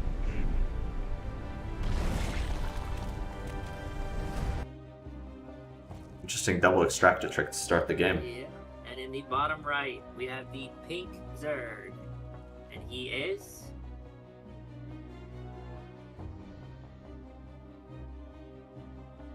ChienPWN. playing for the team of... PulledTheBoys. Does anyone know what he's eating in that intro? No idea. We'll have to ask him. Yeah, interesting backstory. Always like have people decide on their intros. So much earlier pool and gas for Lanix. Maybe we'll see some aggression here. Maybe, yeah. Pretty low worker count so far. His gas is definitely going to be a lot faster, so I assume he's going to start speed with this. He's already got 6 links on the way too. And the queen. Huh. Alright, Interesting. We'll see. So Yeah, far, interesting he's staying opener. on one base. Yeah. Okay, here comes the wait, no. I don't know. Yeah, which the drone. drone's Yeah, going yeah. down to expand, yeah. Okay. We'll see what he does with these 6 links. ZVZ is a matchup where, I mean, yeah, a lot of it just comes down to numbers. It looks like he's only making 6 links and link speed. It looks like he's just sort of maybe making a few units at the beginning to try to get a reaction out of his opponent. This doesn't look like any type of committed aggression. I'm expecting that he's just going to macro out of this. Unfortunately for ChienPWN, the links kind of run by each other. And now these 6 links are about to hit ChienPWN's natural right now, but there aren't a lot of drones to actually pick off. LanixMagi sees this, and it looks like, okay, he's gonna go for the natural. Okay, never mind, it looks like he's going into the main. Yeah. Yep. Oh, he gets a surround on the queen. No, he's not gonna be able to get much done here. Yeah. Just needs to try to save some of these lings, but it's going to be very hard. Yeah, it's unfortunate. Yeah, he kind of runs into a wall of Zerglings there, so ChienPWN does clean that up pretty handedly. 6 more lings in production for Lanix, and he actually gets a snipe on an Overlord as well, an Overlord that's just straight a little too far. Yeah, he definitely was able to find some damage there, and Yeah. that's not good to be supply blocked this early. Oh, definitely not. But ChienPWN does still have a worker lead at this point. And worker lead that is slightly exacerbated by the Spine Crawler going down as well, but that will definitely help him. He's going to be able to catch these lings before their speed finishes, and this is what I always talk about at ZVZ. If you get link speed even 10 seconds earlier, and you can catch your opponent, it's so good. And that's exactly what happened. In the meantime, ChienPWN is setting up a wall reactively to this, but Lanix is actually just chilling by the watchtower right now. He's not trying to break this. A Roach Warren is on the way for LanixMagi as well. And they can stalk her even on workers, and Lanix is up 10 lings. So, well, 4 lings.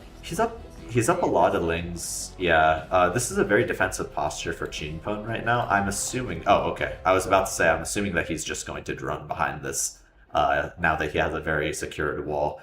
But 3 Roaches just hit the production tab with +1 attack. LanixMagi's Roach Warren is on the way, so it looks like he intends to go for Roaches and upgrades as well. But his will just be a little bit behind. I like what ChienPWN's doing here with these lings, because they're going to be able to get in, and he sees that Lanix's lings are in the middle of the map with his Overlord sitting on the tower. If I was Lanix, I'd pull the rest of these lings back. But he does have a Spine Crawler here. We'll see what ChienPWN decides to do. Yeah, Spine Crawler with another one on the way. A few more lings catch these lings from ChienPWN.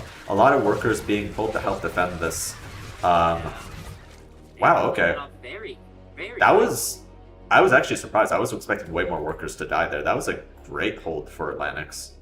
Yeah, and he's got another Spine on the way, and ChienPWN's going for a lot more Roaches. They are stuck behind the Queen, but he is going to have +1 attack, so his Roaches are going to be a little bit better. Curious to see who's going to get their lair up first, because both of them have not started a lair yet. Yeah. Lanix has his on the way. Yep. So maybe his Roach speed will be a little bit harder, faster to compensate. I would like to see a +1 upgrade started for Lanix as well. He did get an Evo for that, but so far no... Oh, interesting. Okay. Maybe he's expecting... Carapace is better, yes? No, attack is better, actually. So in this sort of situation, maybe he's actually expecting that there are going to be more lings from Lanix, or from ChienPWN. Yeah, but he needs to see these Roaches. I like... Yeah. Looks like he is doing a little bit of scouting right now, sending a few lings here and there, trying to see where the third base is. Love this... Yep, I love that he's keeping tabs on his opponent's bases. It's a very important thing. He's doing that. Yeah. ChienPWN had created a bunch of units there, and he looks like he's prepared to push. Bunch of Roaches, 1 Ravager, and a few Lings. Yeah, versus... Spines, though, he should be okay if he fights with the Spines. Yeah, I think the problem, though, is the Spines are kind of... I guess the Spines are kind of staggered. They're not all going to attack at the same time. True. But that could be good if ChienPWN just runs all the way in. ChienPWN actually morphing in a ton of Ravagers as well. Love this decision from ChienPWN. With enough Ravagers, he'll be able to just walk up, bile, and then run back. And then do it again, kill the other Spine Crawler, and then take the favorable trade afterwards. I would love to see him bring this other Spine Crawler down to the low ground. Yeah, that last Spine Crawler I don't think is going to do a whole lot in that position. But he's not using the bios or the... Yeah. Very good fight for Lanix here. Yeah, I think Lanix has greater numbers right now, but he wants to fight near his Spine Crawlers. Yes. He just needs to keep... And he's got 10 Roaches on the production tab. Yeah, and he's going to get Roach speed earlier. If he can catch this before it retreats, he's going to be in such a good position, but he needs to wait for his Roaches. He needs to not take disengagement. He needs to fight with the Spines, wait for all of these Roaches. As soon as these Roaches pop, he can go. Yep, he does have the roach speed right now, so he could totally punish this for ChienPWN right now. His roach speed just finished. He needs to realize that these are slow roaches from ChienPWN. So if he gets on top of this army, ChienPWN will have to stand there and fight. Cannot run back and trade favorably. If Lanix Now- moves right now, he will be winning this game. Yeah, but I'm not sure if he realizes it. Now, one thing going for ChienPWN. Okay, now he realizes. He pounces on this army. He stutter steps closer to the Ravagers to really dodge those biles, and I think he's going to clear the rest of this. Ooh, one nasty bile. One nasty bile lands on that pack of roaches. Unfortunately. He won the fight. All he had to do is keep going. He's got way more roaches. Yeah. Maybe Lanix is playing it a little bit safe there. I think he saw like a couple of reinforcements and maybe assumed that there was more coming.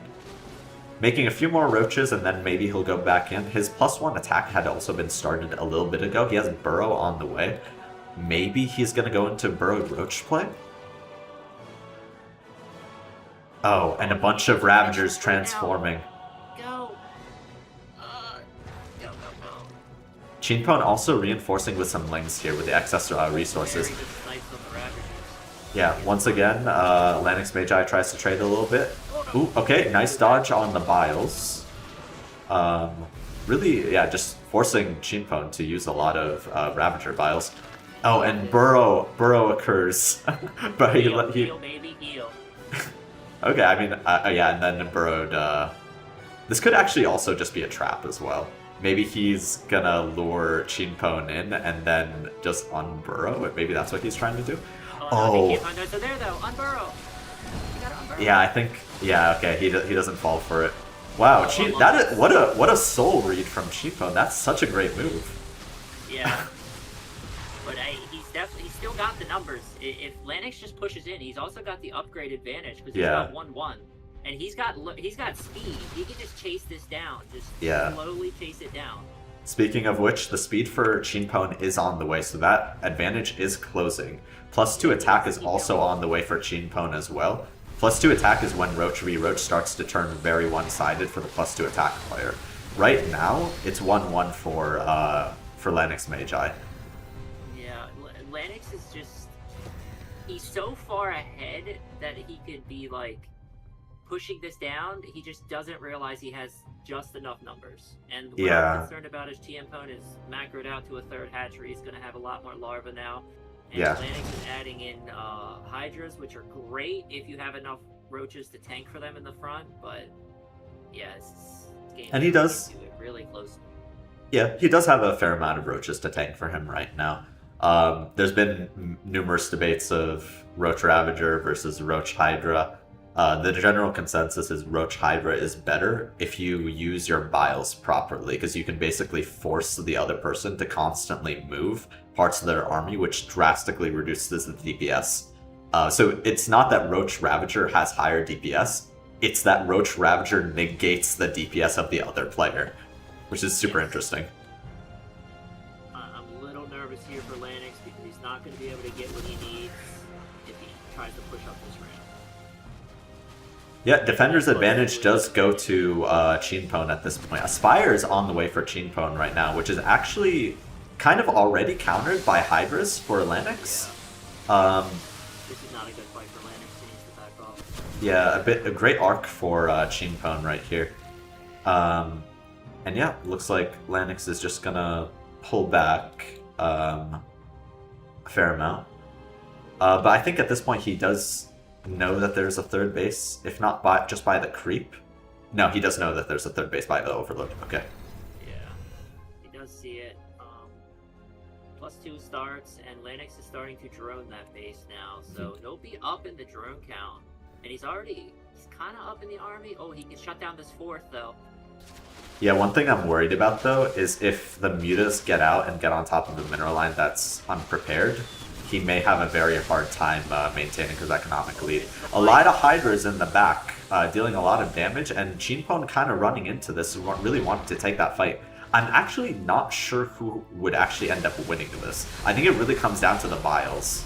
Yeah, I think the Ravagers are definitely going to be enough for ChienPWN to hold it looks like there aren't enough roaches anymore. There aren't enough roaches anymore to defend those Hydras. Yeah, he's starting to pull ahead in the army supply as well. He does have some mutas here with the army, but if he splits them off, yeah, it's gonna make it a lot tougher. He's got all of these spines as well. I would love to see him move these spines forward, but we'll see. Lanix is slowly getting out macroed, and that's the issue. Yeah. Gonna get caught in another. I think so. Yeah. That's okay. A couple of the mutas get taken out right away. A lot of biles just forcing a lot of movement from ChienPWN right here. Yeah, there's just way more supply here for ChienPWN at this point. 88 to 68 right now. Yeah, Lanix missed his window. And this is the problem in Roach v Roach Wars. Like, Hydras are great, but when your opponent just goes straight Roaches and Ravagers, they're always going to be better. And yeah, this is going to be Yeah. I guess like the one thing where Hydras make a lot more sense is if you're trying to go quicker into Lurkers. But that wasn't the case here. Oh, wait, hold on. I just said that, and then 5 Lurkers are in production. But even if they do get out, like, at what cost? The natural is completely ransacked.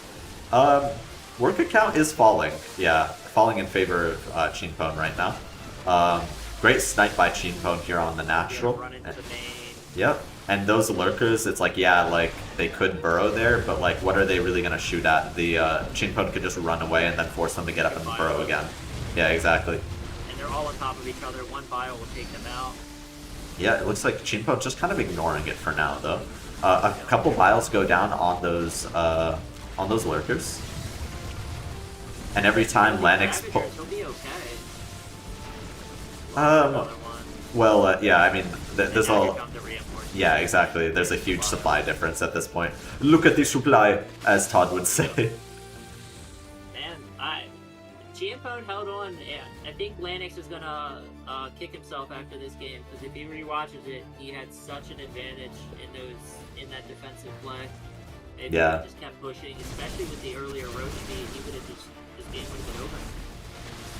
Yeah, I guess Lanix maybe strikes me as a very safe player, and in this case, I think it kind of unfortunately bit him a little bit. And we get the GG. GG's. PulledTheBoys takes an 8-7 lead. ChienPWN does a little bit of a fist bump there. I caught it. Yeah, he knew he was behind. And he puts the shades back on.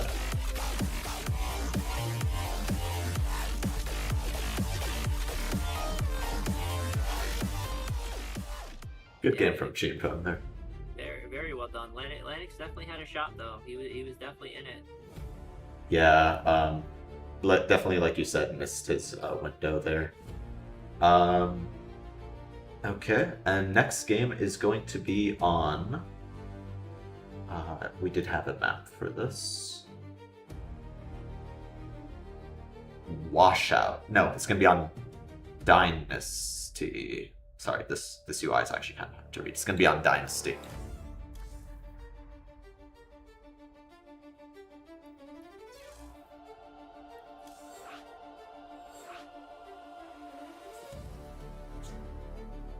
So speaking as someone who is on PSIOP gaming right now, last season, it was kind of...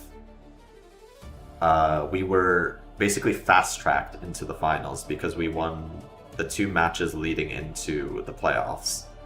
We didn't get to play a whole lot.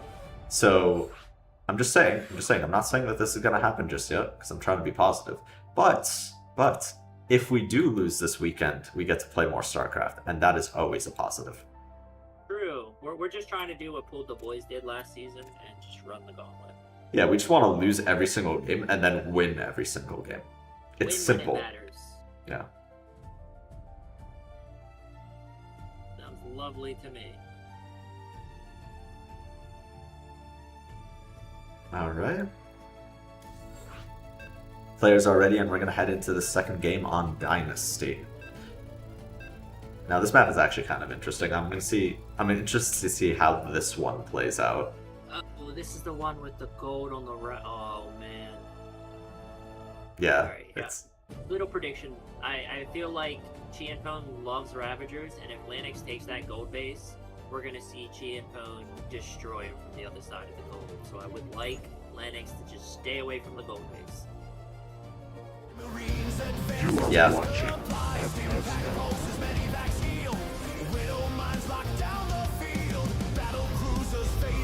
Alright. In the top right, we have the purple Zerg player. His name is LanixMagi. and he represents the team of SaraNghae.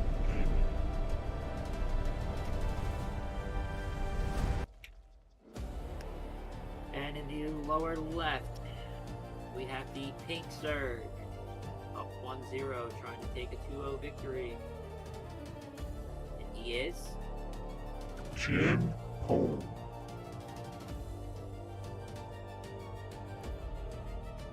playing for the team of... PulledTheBoys.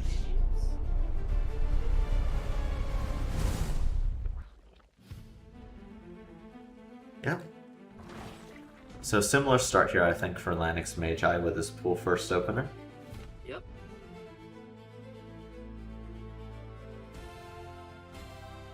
Now he is chasing away JMPZ's drone with his drone. I wonder if he'll pull it back to make his second base, or he's just going to let it keep chasing.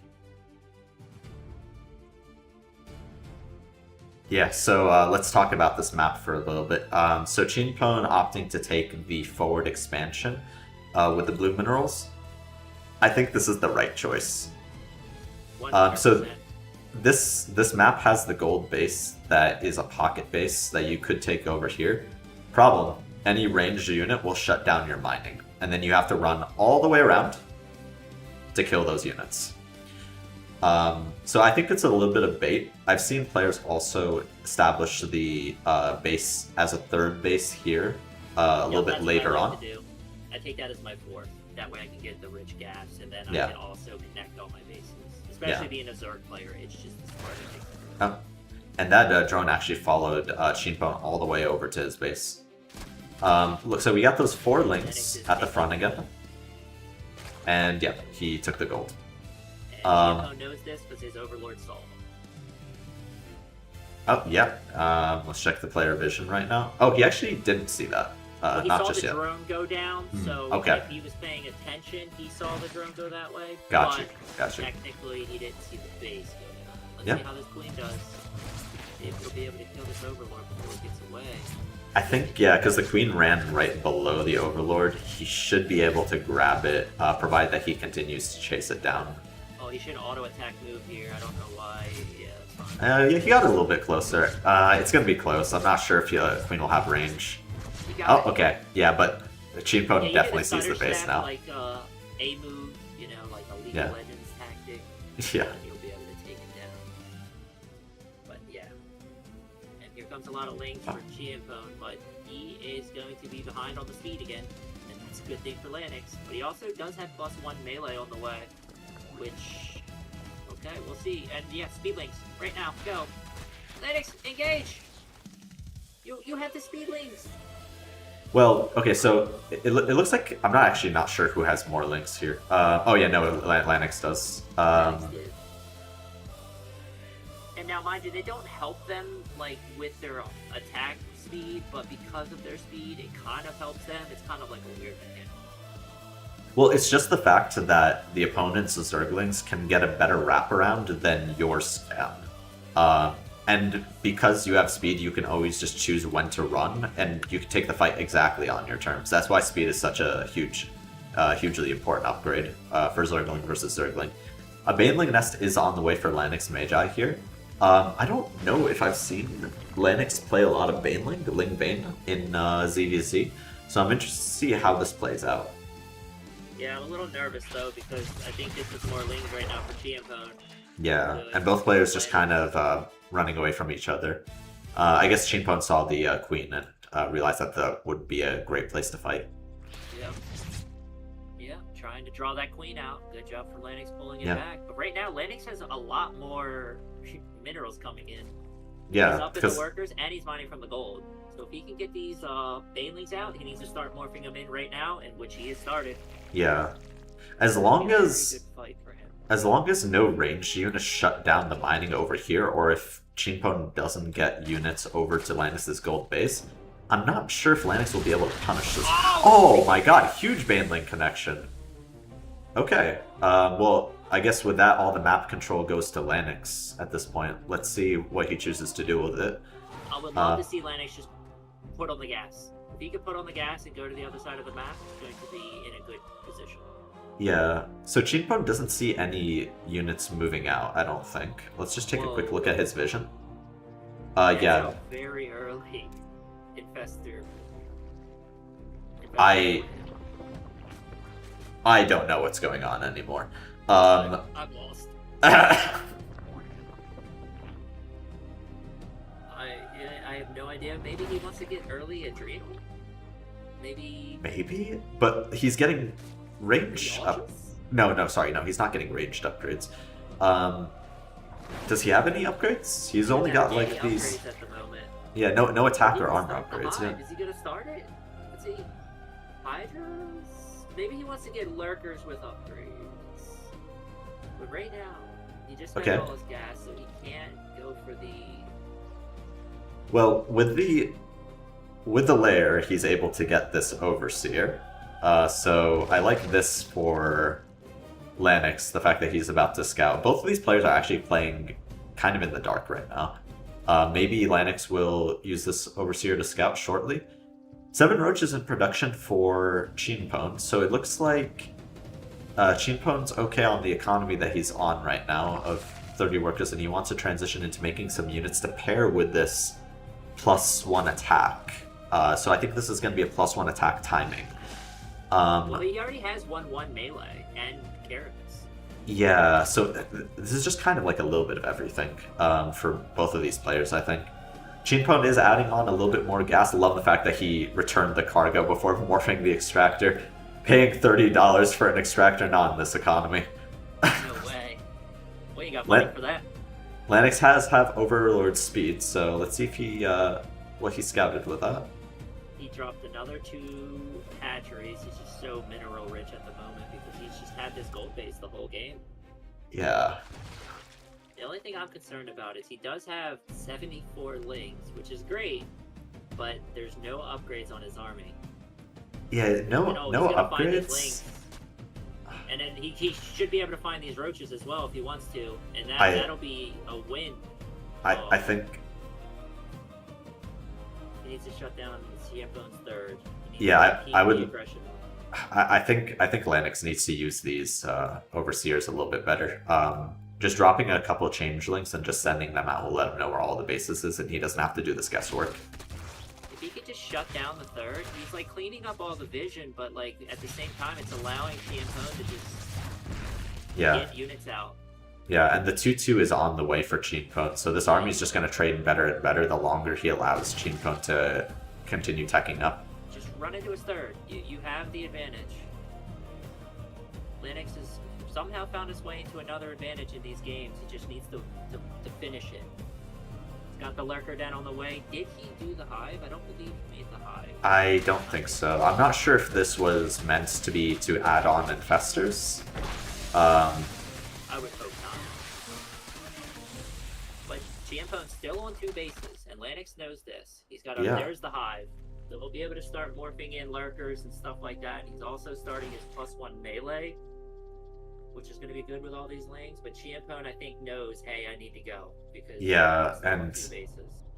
and there's a lot of banelings with the army of ChienPWN, so it's not a huge roach army, but these banelings can force the trade to be a lot more cost efficient for ChienPWN, and ChienPWN's already going to trade cost efficiently because he has the upgrades. Oh, okay, so two. Okay. Yeah. So I guess Lanix is trying to do his best just to attack with the tip of his units, just to detonate the banelings one by one here. Now, I know Lanix had mentioned that he's not too comfortable versus banelings, so this could just be his way of dealing with this. I would just like to see him make a bunch more lurkers. There's no Ravagers this time. Like, don't get me wrong, like, last game they didn't work out too well for him. This is a very tight area. If the banelings make it to that bridge, it's going to be very bad for Lanix.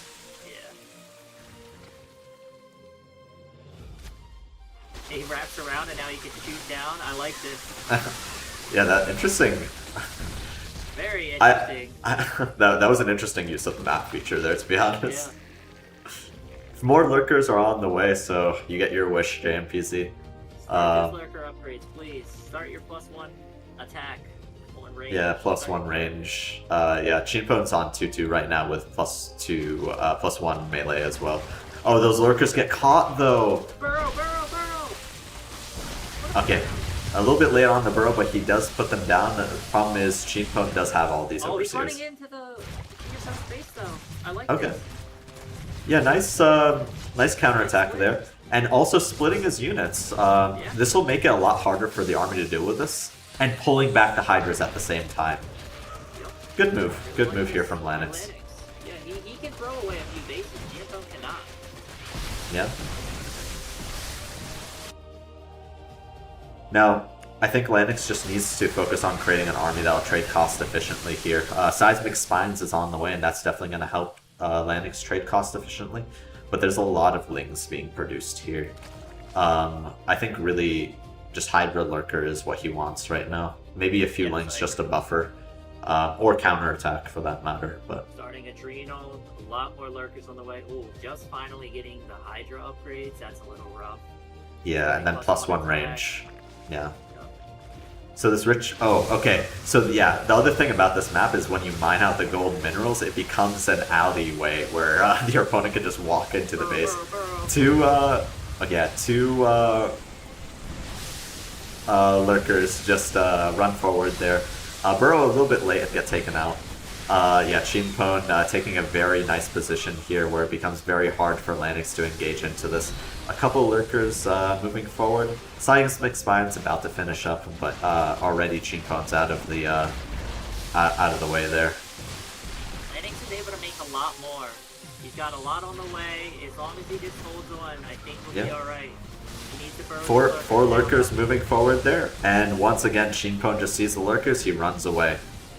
He knows how to handle this army. No more Hydras. He's got 20 on the production tab, so here they come. He needs to fight now. Yeah, but okay. He doesn't have +1 range yet either. Lanix doing pretty well with the burrow micro, to be honest, and he corners ChienPWN in this little corner here. And he's way ahead of the supply again. Yeah, he is ahead of the supply. The economies are... I wanted to say the economies are relatively even, but the thing is, ChienPWN doesn't have another base. He only has the base that he took at the beginning, which actually still has a lot of minerals. I thought this would be mined out by now. So does Lanix, actually. Chat, my cooked? Oh, okay, so ChienPWN's actually doubting his position as well. But this game is actually a lot closer than I think he thinks. 2 macro hatches going down. He realizes that he can't spend the money that he has. And if these lurkers get positioned outside of his natural, he's in a lot of trouble. Because he doesn't have the units to deal with it this time. Yeah, I think Lanix needs to treat these like siege tanks. He just needs to unburrow one lurker and push his way forward slowly. He cannot face check into these roaches. And he also needs to reinforce this position. A few Lings here just sitting there having a tea party. Yeah, just slowly move your lurkers forward. Now the engage. Oh yeah, and ChienPWN going right for the lurkers, but the problem is that forces him just to take a lot of Hydra shots.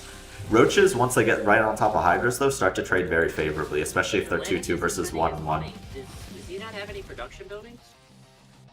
I believe he's got a lot of hatcheries. He's making a bunch of Lings right now, and oh, he lost his Roach Warren. That probably explains it. He was probably trying to make roaches, but didn't realize he wasn't making anything. I've definitely made that mistake before. Get your whole army together here. Don't fight individually. Get your whole army together and then fight. Oh, nice surround. Oh, wait, hold on. I thought that was a surround. That's actually ChienPWN's Lings. Never mind. I don't know. I think ChienPWN might have done it. Wow. Lanix had this game. And Lanix is going to be kicking himself after this one as well. That's twice now he's had a game 1 where he should have been able to finish it, unfortunately wasn't able to. Yeah. Throwing down a Spire at this point I think is a little bit of a... It's a cancel though. If you're going to throw it down, you need to be throwing it down to the 4th or 5th phase so you can't see it. Yeah. ChienPWN just going for that hive right now. Lanix making anything that he can right now. Lings, Roaches. But yeah, with the damage that he's taken, he's back to the 12 worker start. And that's it. JMPWN was able to somehow take game 2. I definitely thought Lanix had this one. Yeah. Well, you never really know what happens in an FSL match. The workers enter the fray. The boys have been pulled versus PulledTheBoys yet again. And we should be seeing the GG here anytime now. Any second, yeah. Very well done from Lanix, though. He was able to make this a very close series. Yeah. ChienPWN not giving up. Felt like he still had a chance. Yeah, Lanix fighting to his last, and we get the GG. ChienPWN looks happy about that one. If I was him, I'd be he definitely made a massive comeback in that game. Yeah. Alright, let's get these players back in for a quick interview. Looking at the chart, just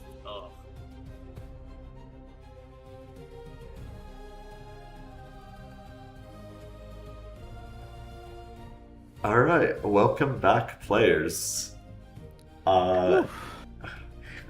Woof is right. That was a series. That was a nail biter. From that game 1, there was like a lot of times where it was just like super close, and Lanix had. I think if you would have pushed your advantage, you would have had. You seem to try to push your advantage a little more in game 2. But yeah, ChienPWN, very well done staying in game 2, doing what you can, like trying to run around to different bases, especially spreading everything out. Definitely got you back into that game. But yeah, it was very well done from both of you. I thought it was a very classic ZVZ. I thought it was over for me in the second game because I pulled all my workers underneath my overlords. So I was like, where are my workers? Because I'm dumb and I don't use the idle workers key. So I was like, where are my workers? I have no workers at all. Should I GG? So I was just like, I'm gonna attack now. And then I noticed that I have like, what, 50 workers or something? So if you want the story of this series from our all-seeing eye as casters, Lanix, you actually had many opportunities where you had a sizable lead, but you didn't push it. And ChienPWN was able to macro behind that, tech better, and just get a more efficient army. So yeah, like I think this will be a good learning, a good lesson for both of you guys, I think. So what I didn't do in the second game, which I didn't realize until it's too late, I didn't build a Roach Warren, and I wanted to build Roaches probably 2 or 3 times. So I'm like, why do I have all this larva? And I kept holding the R key down, then I finally looked like, oh, I forgot to build a Roach Warren. Yep. I needed the Roaches to combat the Roaches, and... I think that actually, yeah, that happened to me in the first game as well. I thought I built the Roach Warren when I didn't. Yeah, it was definitely that game 2 was definitely a classic, because you definitely were able to take the gold base and you were able to basically mine out all the minerals on the gold base, but then it kind of bit you because he was able to run through into your base that way. But yeah, it definitely gave you the lead. I think these charts are driving me crazy here because I've got winning position in every chart except for APM. APM I am very slow, so. Yeah, I was a little curious about one thing in game 2. You took the really early infestor pit, but you didn't make the hive for like 5 more minutes later. But you did have the money at one time. Were you trying to tech up the hive early and just the game got chaotic, or? Yeah, I was trying. I wanted to get upgrade lurkers as quickly as possible. Okay. That's right. But we also wanted lurkers as quickly as possible, so I was saving gas for those. Gotcha. Well, yeah, well fought, guys. Congratulations to ChienPWN, putting your team at 9 points. So PulledTheBoys just needs one more win to end this weekend. And we have a few more matches coming up. It's going to be SaraNghae versus HurtnTime. Actually, no, sorry, that is the last match, SaraNghae versus HurtnTime. Yeah, because we already did the team game. But yeah, well fought, guys. Looks like you guys enjoyed the games, and yeah, we're just gonna head on to the next one. Oh, man, those were some games. All right. Definitely a good old-fashioned Thank you for having me. CBC. Yeah, of course. Thank you. Yep, thank you. Good day. Good day to you. See you guys.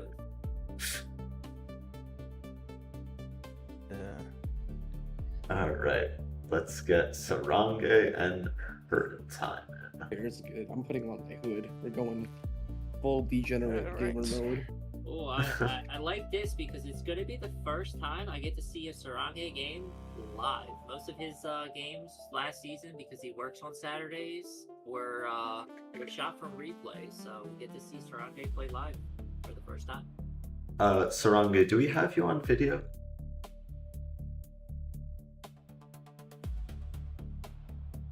SaraNghae, you there?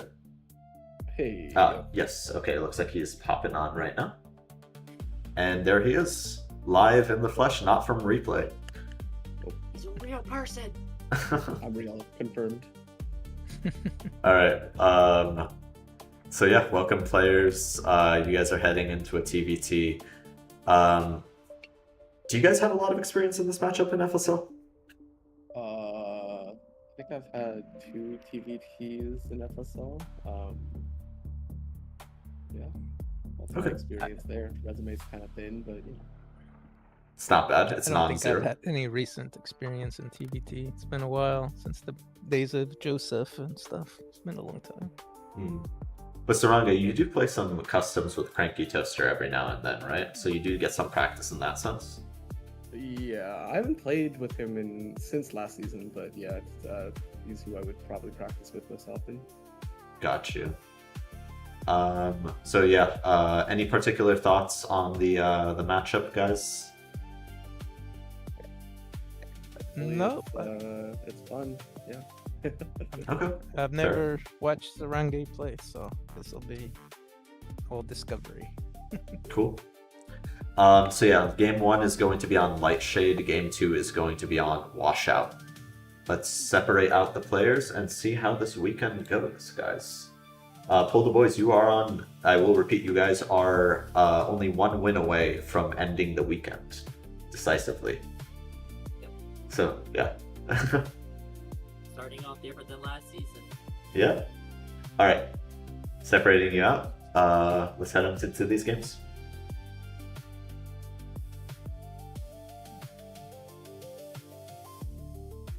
Alright. And let's just get these players in the lobby as well. The ever optimistic me. I really feel like PulledTheBoys are heavy favorite in this match. I've watched SaraNghae play, and he is very good at his micro, especially his Reaper micro. And we saw him play at TVT against Cranky, and I know Cranky, they went 1-1, but I feel like SaraNghae is definitely a very good player. Yeah, let's see, do we have, oh, here you go, HurtnTime, add him. There we go. Yeah, I think I concur with you. SaraNghae's macro is actually micro is very strong. But HurtnTime has also been able to clutch out a couple of games. Like, I am thinking back to him versus LittleReaper. Now, they did go 1-1, but that second game, he definitely clutched under pressure. Time against possibly maybe as well last season. He made that crazy comeback where he kept running Widow Mines and possibly maybe's Mineral Lines. So yeah, I thought it was down on HurtnTime. I thought it was Hellions. Oh, it was both, right? It was both. Yeah, he was doing both. He was just every time possibly maybe tried to get a Mineral Line set up, there was some sort of unit there preventing it. Yeah. So yeah, we'll just see how this goes. We'll get the confirmation for the players.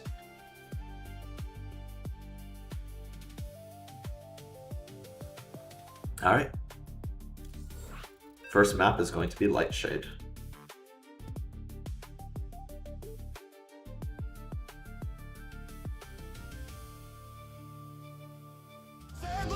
You are watching FSL.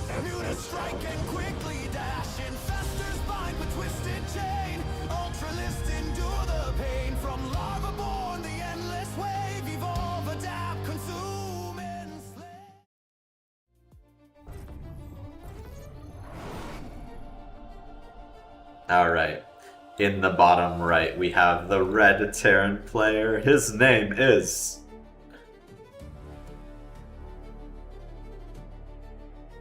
SaraNghae. And he is playing for the team of... PulledTheBoys.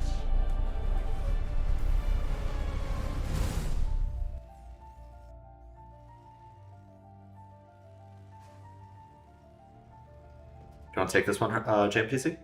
Oh, and in the upper left, we have the blue Terran, and he is trying to save his team right now. HurtnTime.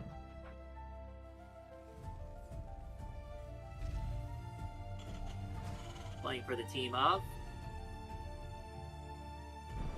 PSIOP.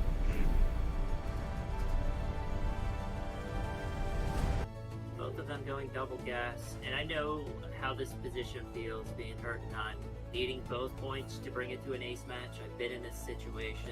It definitely adds a little more nerves to it, but Yeah. Both of them going double gas, so we'll see. Definitely going the earlier tech route. Everything else looks pretty similar. Everything's pretty much the exact same timing. But, you know, on the flip side, though, like, you can almost think of it as a race. Like, they're ahead by, what, like 2 points? And all they need to do to close this out is just one more point, just one more step, right? So, as long as he can make that one last step, everything's fine.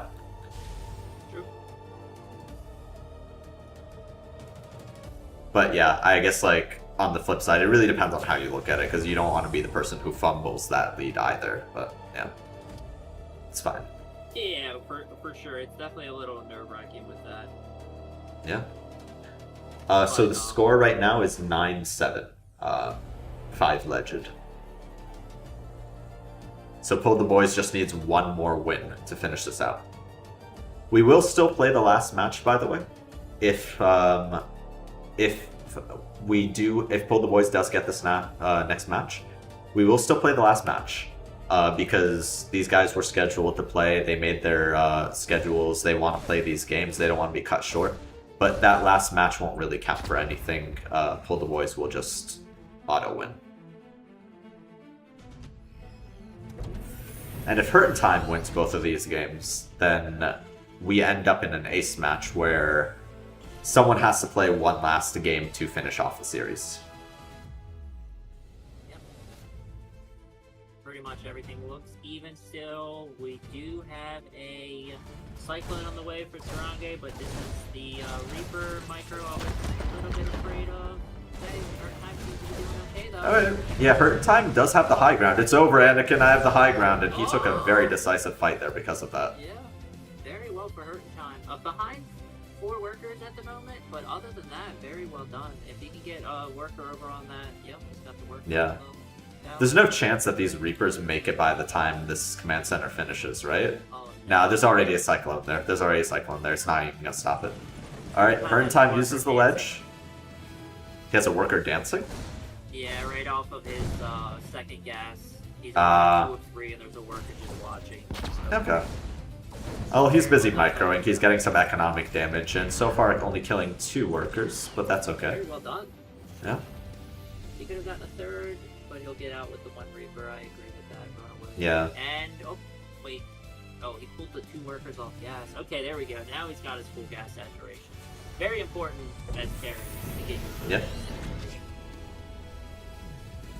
And HurtnTime establishing his base. A little behind SaraNghae, but not too much. Yeah, SaraNghae going for the Raven interference nature play. HurtnTime focusing more on 2 barracks. So we'll have more bio and SaraNghae will have more, I guess, mech, you would could call it. Yeah, mechanical units. Interesting to see how this will play out. Maybe in the middle. Yeah.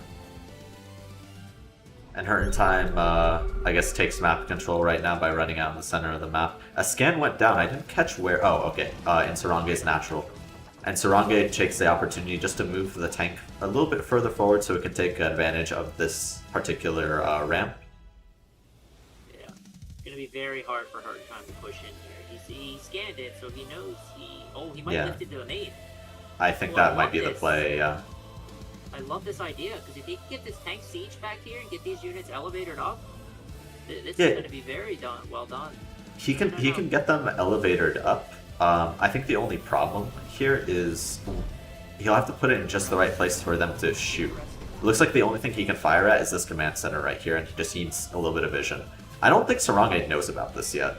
Yeah, he has no vision of this whatsoever. No clue. This is We're just very well done for HurtnTime. We're just gonna wait until... Yeah, okay, that's his vision right now. This is SaraNghae's vision. He sees it now. He's unsieging the tanks and he's bringing it back.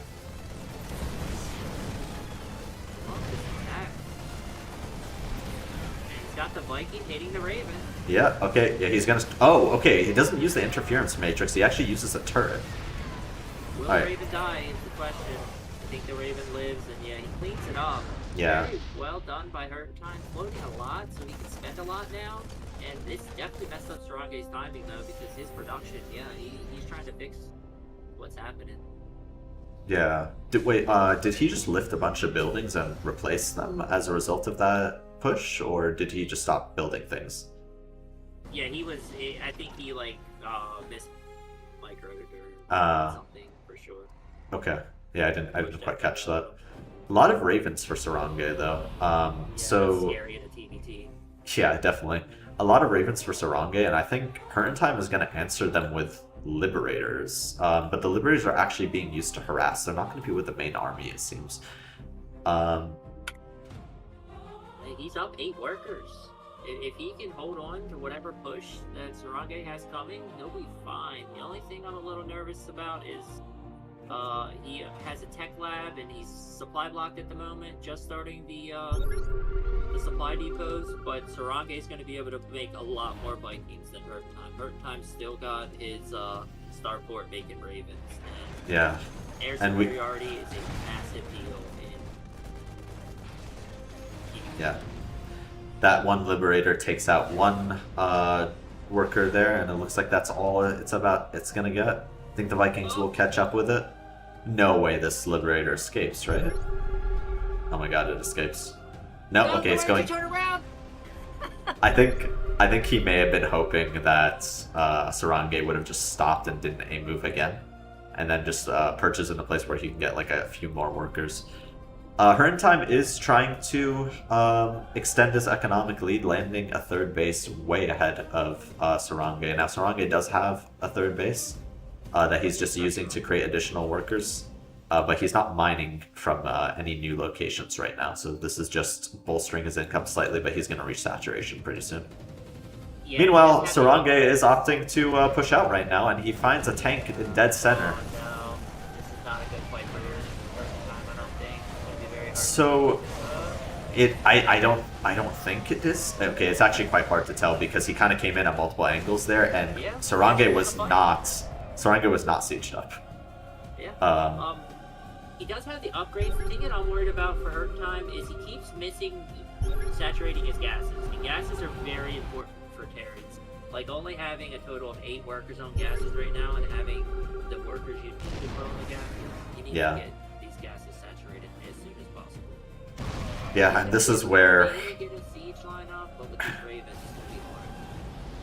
Yeah, the Ravens and also just the Vikings, like, even if he wants to attack into this, he's just not going to be able to get the vision ahead of time unless he scans. I mean, maybe if he just sees a great opportunity with enough infantry to just scan, stim in, break the tank line, this could work for him. But otherwise, SaraNghae's tanks are always going to do more than HurtnTime's tanks. Yeah, he needs Vikings. He needs to go home, drop like an extra starport or 2, and start to worry about getting these. Oh wait, SaraNghae's on siege. If he can go now. Oh my god, Oh no. Oh my god. Okay, the last tank does siege, but HurtnTime also sieges up and he is able to take out that last tank. Wow. I was not expecting that. Yeah. If he can push in before more tanks come down, he might have a chance to win this game. Yeah, he's gonna need to establish a good position here with his tanks. But yeah, like anytime a new tank comes out from SaraNghae, it's just gonna be that much more effective because of the Vikings. And then yeah, he can land the Vikings here. Oh, That's gonna yeah. clean up all the tanks. But again, HurtnTime with a really good fight. Yeah. HurtnTime sporting a 15 worker lead right now, so pretty sizable.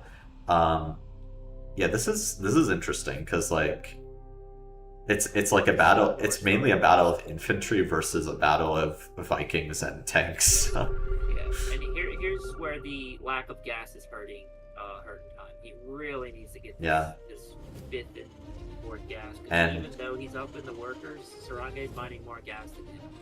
Yeah. And looks like he realizes as well he's banking a lot of minerals because he can't spend them because he doesn't have enough gas. Terran units have a pretty high mineral to gas ratio, or gas to mineral ratio, I mean.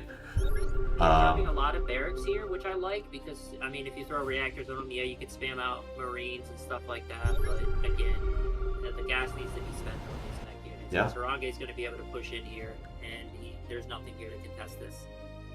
Yep. HurtnTime doesn't have any units.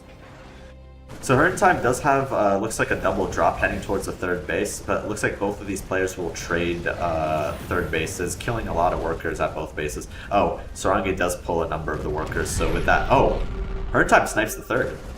I think SaraNghae will be able to return the favor though, unless a mass repair. Oh no, Viking finishes it up. The drop heads into the main and gets right on top of the main's worker line. He's going to be able to shut down this tank. Yep, there it is. Yeah. Interference matrix hits that tank right there, just completely disabling it. I know HurtnTime wants to do damage to the, yeah, he lost both medevacs there. Cool. He should have just sat on top of the production. If he sits on top of the production with two medevacs and everything he had there, SaraNghae would not have been able to reinforce, but now he was able to reinforce, and I think this is the beginning of the end. I think so too. As long as this position doesn't get broken, this should be the end. A few units from the backside do run in. A few units from the front kind of desynchronized there. I think the intention was to run in at the same time. But it is a fair amount of infantry, and the tank still lives for the time being. Yeah, but with the Vikings landing there, I think they have enough DPS to finish the job. And those Liberators are still unchallenged in the sky. It just came down to SaraNghae was able to mine more gas. I believe like these barracks are great, but at the end of the day, Marines can't get on top of what they need to get on top of. Yeah. Yeah, so the Marines are just running in, trying to take down what they can. Yeah. Credit to HurtnTime though, he was bringing it to SaraNghae. He definitely had a shot in this game. And we get the GG. And that's it, PulledTheBoys.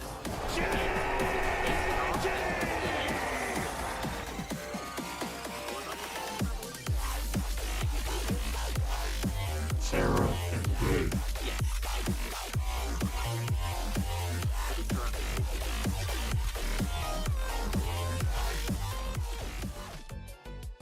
Um. 348, just so the chat knows. Yeah. So wait, hold on. Am I misreading this? You're missing ChienPWN should be 2. Yes. Oh, thank you. Okay, let's update that real quick. 2. There we go. Okay, yeah. Looks like PulledTheBoys close out the weekend, but we will play the last map of this TVT as well, because these players have been waiting to play for a little bit now. And it's going to be on a map that we haven't played all weekend. Washout, TLMC Washout. Made by Patches.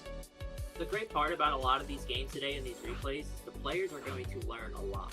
I think Lanix is going to be able to learn a lot from his series. I think HurtnTime's going to be able to learn from this game because he did the economical damage. He was actually in a really good economical lead. I think he'll learn to just focus a little bit more on getting his gases, and he would have been able to hold that push from SaraNghae. Yeah. Alright, we got the ready from both players, and we'll head into this next game. So if we are following the winner's path next You are watching Claim the rights. FSL, we climb the heights. Masters of the stars unite.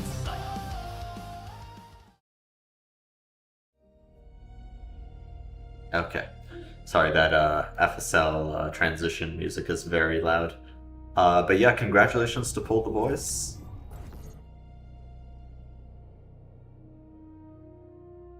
Okay.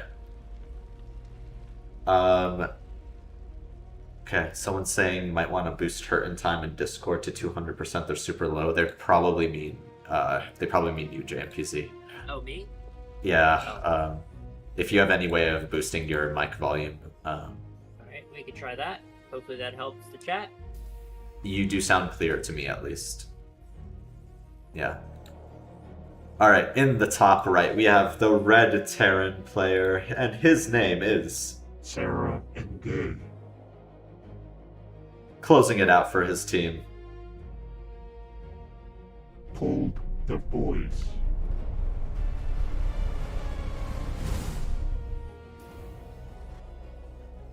And in the bottom left, we have the blue Terran player. His name is... HurtnTime. And he plays for the team of... SaraNghae. I believe we're going to see a quick game here because Sarah's going for, I believe, double Rax Reaper, but we will see what units come out first. Yeah, getting both gas geysers would make sense to go double Reaper, one at the front here and the other one proxied. So HurtnTime is doing an SCB scout, but I think to him this is just going to look like a normal opening. Yep. That's... I guess the only thing that Rush might at be... 150. Yeah, the only thing that might be suspicious is the fact that he didn't see any follow-up buildings. No factory. Yeah, he saw 2 gas geysers, but no factory. So maybe he's wondering. Factory. Yeah. He needs to start a bunker or something, because SaraNghae, I said it before the series, has very good Reaper micro. We didn't get to see it in Game 1, but I have a feeling we're going to see it in Game 2. Yeah. SCMO, JMPZ is already at 200%. I think it's just a Windows setting, or maybe just a device issue. Yeah, no idea. I have a Blue Yeti mic, but it's really old. Maybe there's a setting in here I can try to fix. Yeah. And here we go. SaraNghae dropping a bunker on the low ground as well, but he's going to be able to do a lot of damage. And yeah, here we go. He gets on top of this one Reaper that just pops out. Yeah. He's able to kill it, run away. He actually could have stood and fought there. Yeah. It looks like HurtnTime's Reaper is at slightly higher HP, but it really comes down to whoever gets the first hit. Yep. SaraNghae's got 2 more Reapers on the way, though. Yeah, no. And they're in the base now. There we go. Another Reaper being produced by HurtnTime. But yeah, the worker is having to be pulled. Yeah, it just has to run away from that last... Oh, yeah, run away from those 2 Reapers. Now it's just the workers just chasing them around. Yeah. And HurtnTime's Reaper's only halfway done. He does have a tank on the way, but it's got so much time left that I feel like SaraNghae's going to be able to just mow down these workers. Yeah. Just kiting, yep, just killing the workers. Yep. And then, yeah, kiting back. Reaper v Reaper, gets the kill, gets another worker. Yeah. The tank is out. Siege tank does come out. I think sieging it would be a mistake in this situation because the Reapers can just rush it. And yeah, HurtnTime does the right thing. But he did kill everything, and yeah. Yeah, It's the bunker. It's a hold, but at what cost? Yeah, he's up 12 workers. So SaraNghae is going to be able to drop his natural as well. He's going to float the barracks in and see that he is definitely far ahead in this game. Yeah.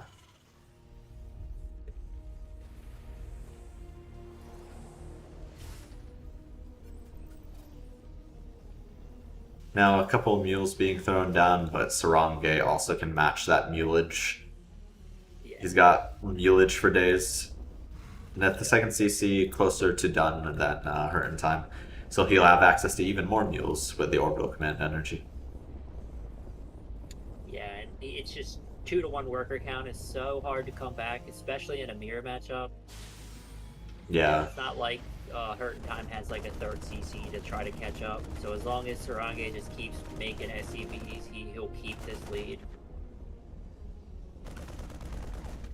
But hey, credit to HurtnTime for his Reaper micro there. Like, most people just lose to that. So the fact that he was able to hold on, definitely very well done.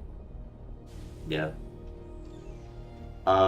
Gleek in the chat says he likes to go Marines to Fast Factory to stop this. Yeah, that makes sense. This barracks gonna get the scout, but whoever's controlling it is definitely not going to be able to go the one-way mission. Yeah. And this is what I'm worried about again. SaraNghae's already got +1/+1 on the way. Doesn't have stim, which HurtnTime will have, but he's already got the reactor on the starport. And again, in TBT, reactor starport, definitely a very good thing to have. That floating barracks finally goes down, so the non-stop scout has ended. It looks like HurtnTime opting to get a Raven first thing out of his starport. Love to see him go for that. It's only 50-50. Go for the interference matrix. If you're getting a Raven, that's like the one upgrade you need to make sure it has, for sure. Yeah, I guess that would make a lot of sense. Maybe, I guess he needs a spellcaster as a comeback mechanic in this game. But yeah, just given the size of the difference, actually, that difference has actually decreased. It's 22 workers to 29 right now. Oh yeah. He's gonna be able to kill this Reaper.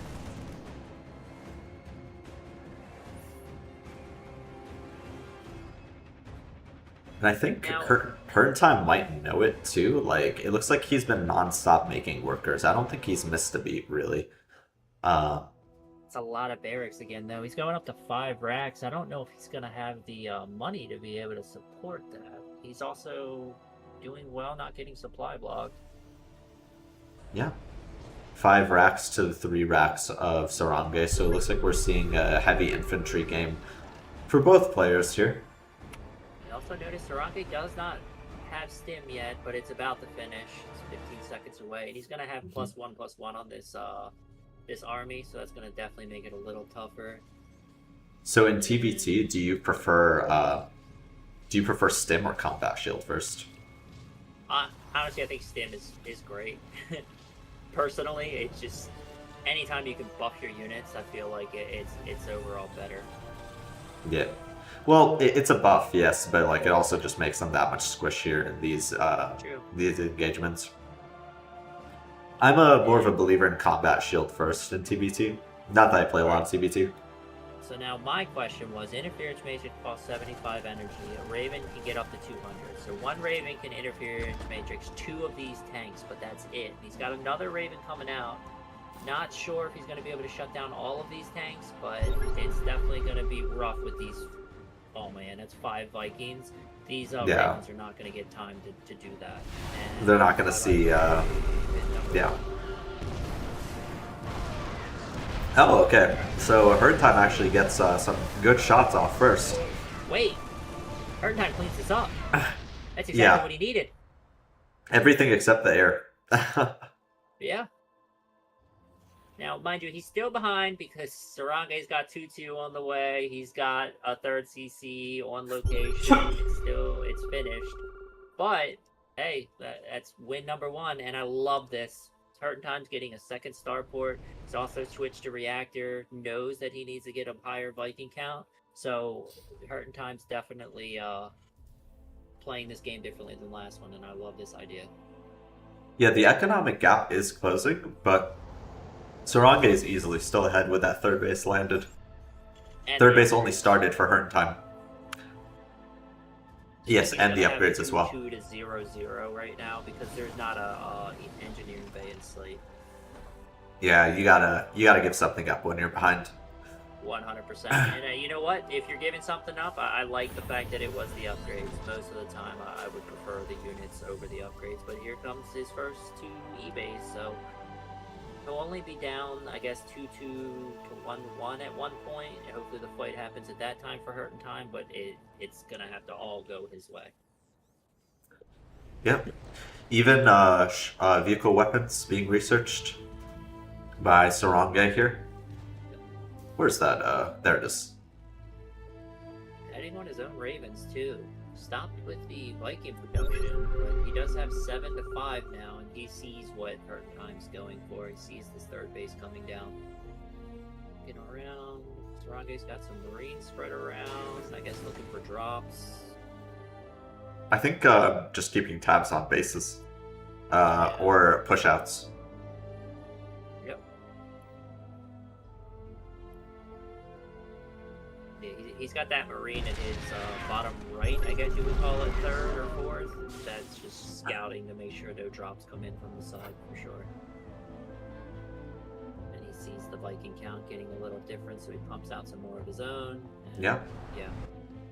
1-1 has started for HurtnTime, so he is trying to close that gap now. But yeah, 2-2 just finishing for SaraNghae.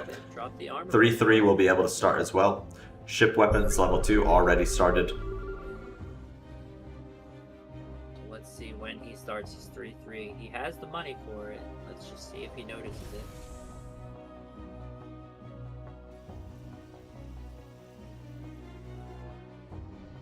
Credit to HurtnTime as well. As I know I said this earlier in the matchup, but he's doing everything right to try to get himself back in this game. Yeah. Not dying to that cheese is very well done. I've seen a lot of players just flat out lose to that.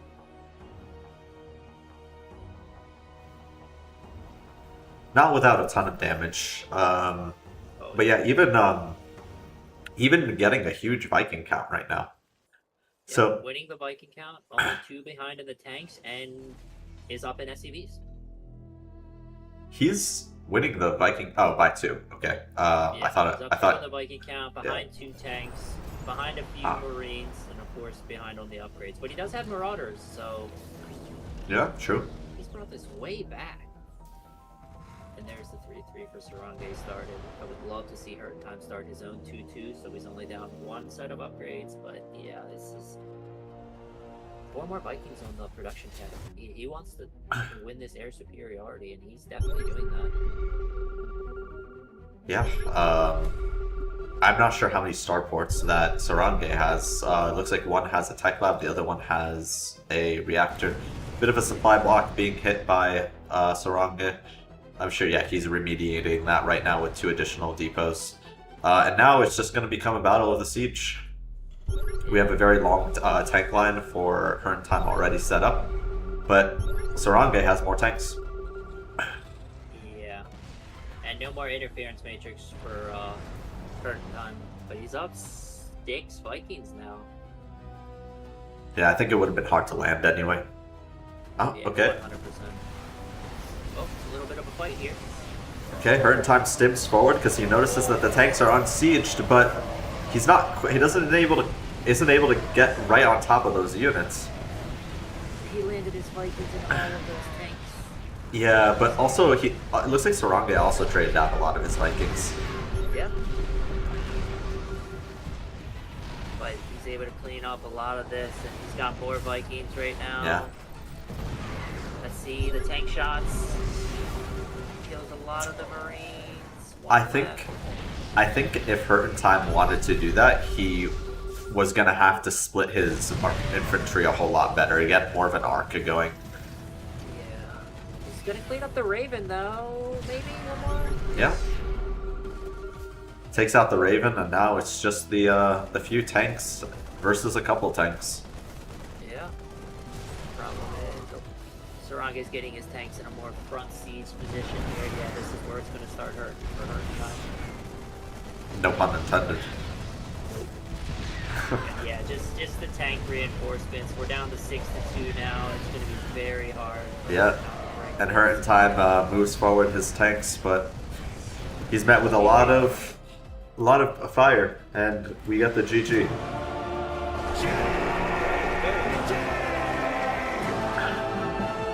And of course,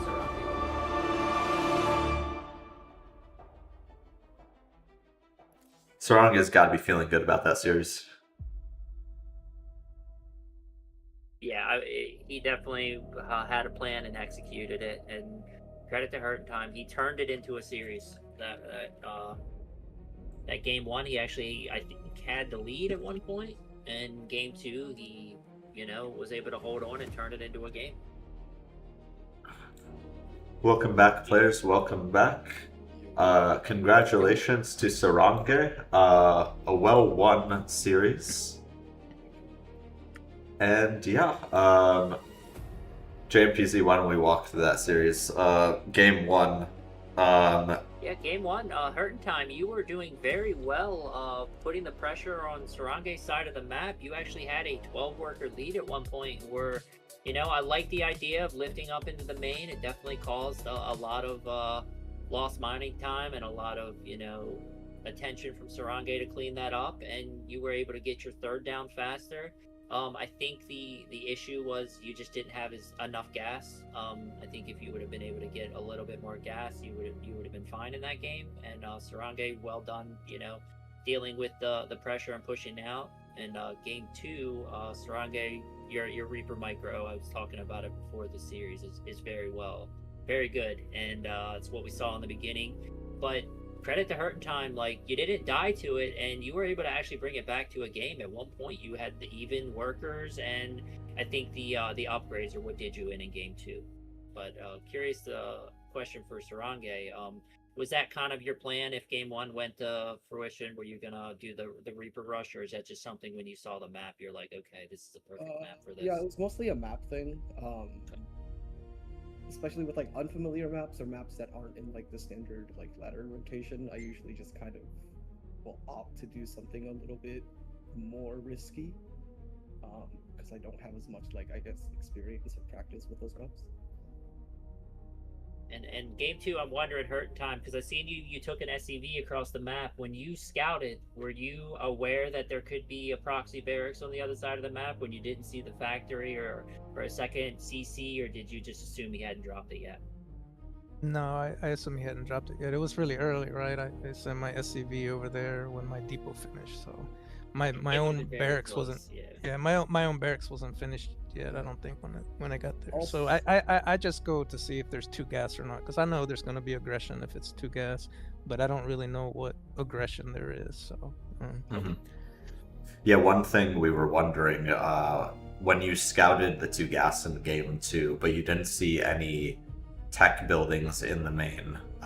Did you think that there could be a proxy, or did you think that the building just wasn't set down yet?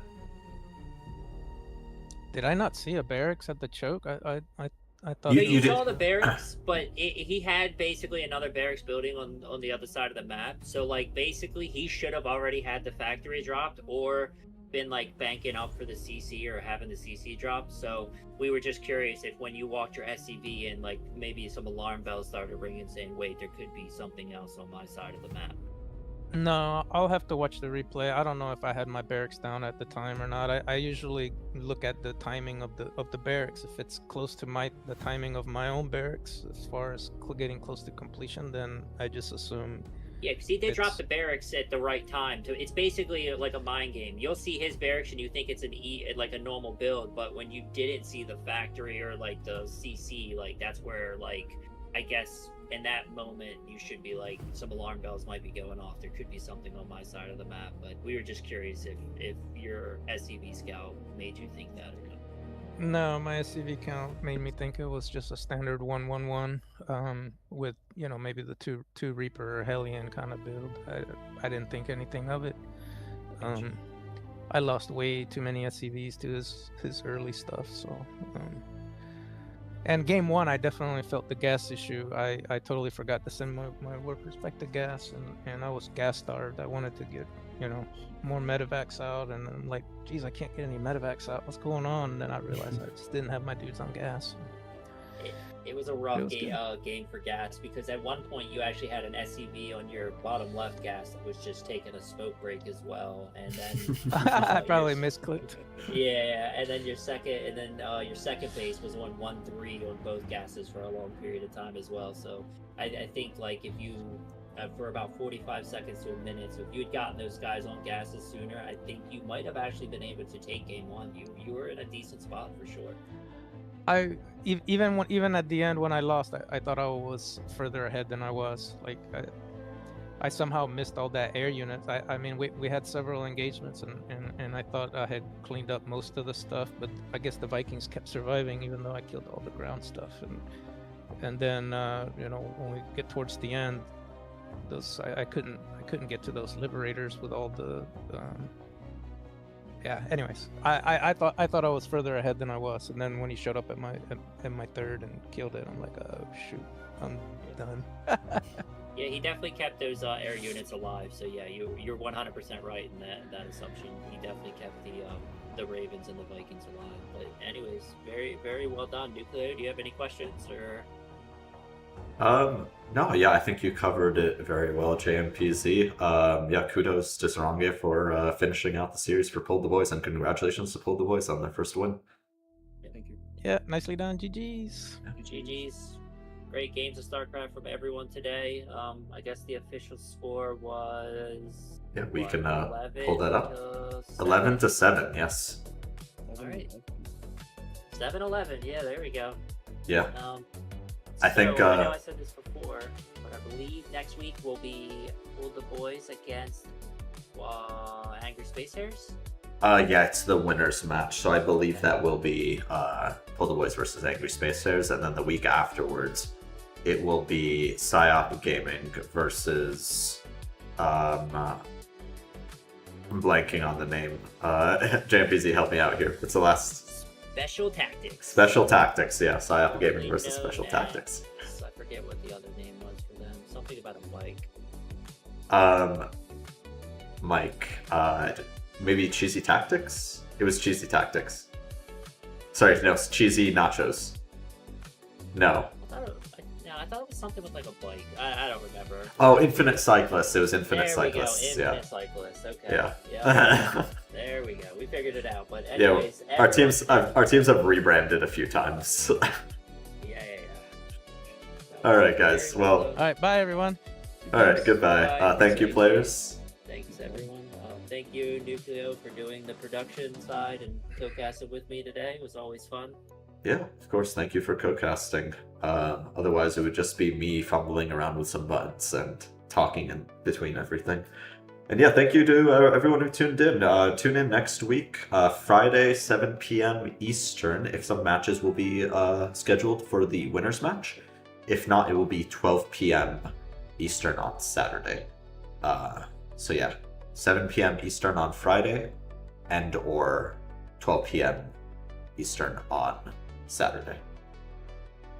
All right. Have a great day. Enjoy your ladder games. Try not to let the toxicity get to you too much. Yeah, of course. Take the spirit of non-toxic FSL with you into the ladder. I personally leave all my messages on in the ladder, so when I win games and they're mad at me, I get to read them, but I don't let it get to me. A lot of screenshots of a lot of funny messages. Yeah, funny is one word to describe it. They are not safe for work. That is all I'm gonna say. GG's, and see everyone next week. Practice stoicism. All right, see you guys next week. I love this series. I love to play Alright. it so much. Yeah, the intro is kind of broken, guys, so we'll just end the stream with this So far, this is the best game out of the series. I love with this transition. I think I'm ready. Watch the 2v2. Who will be PulledTheBoys champion? Dorm as well. Feedback.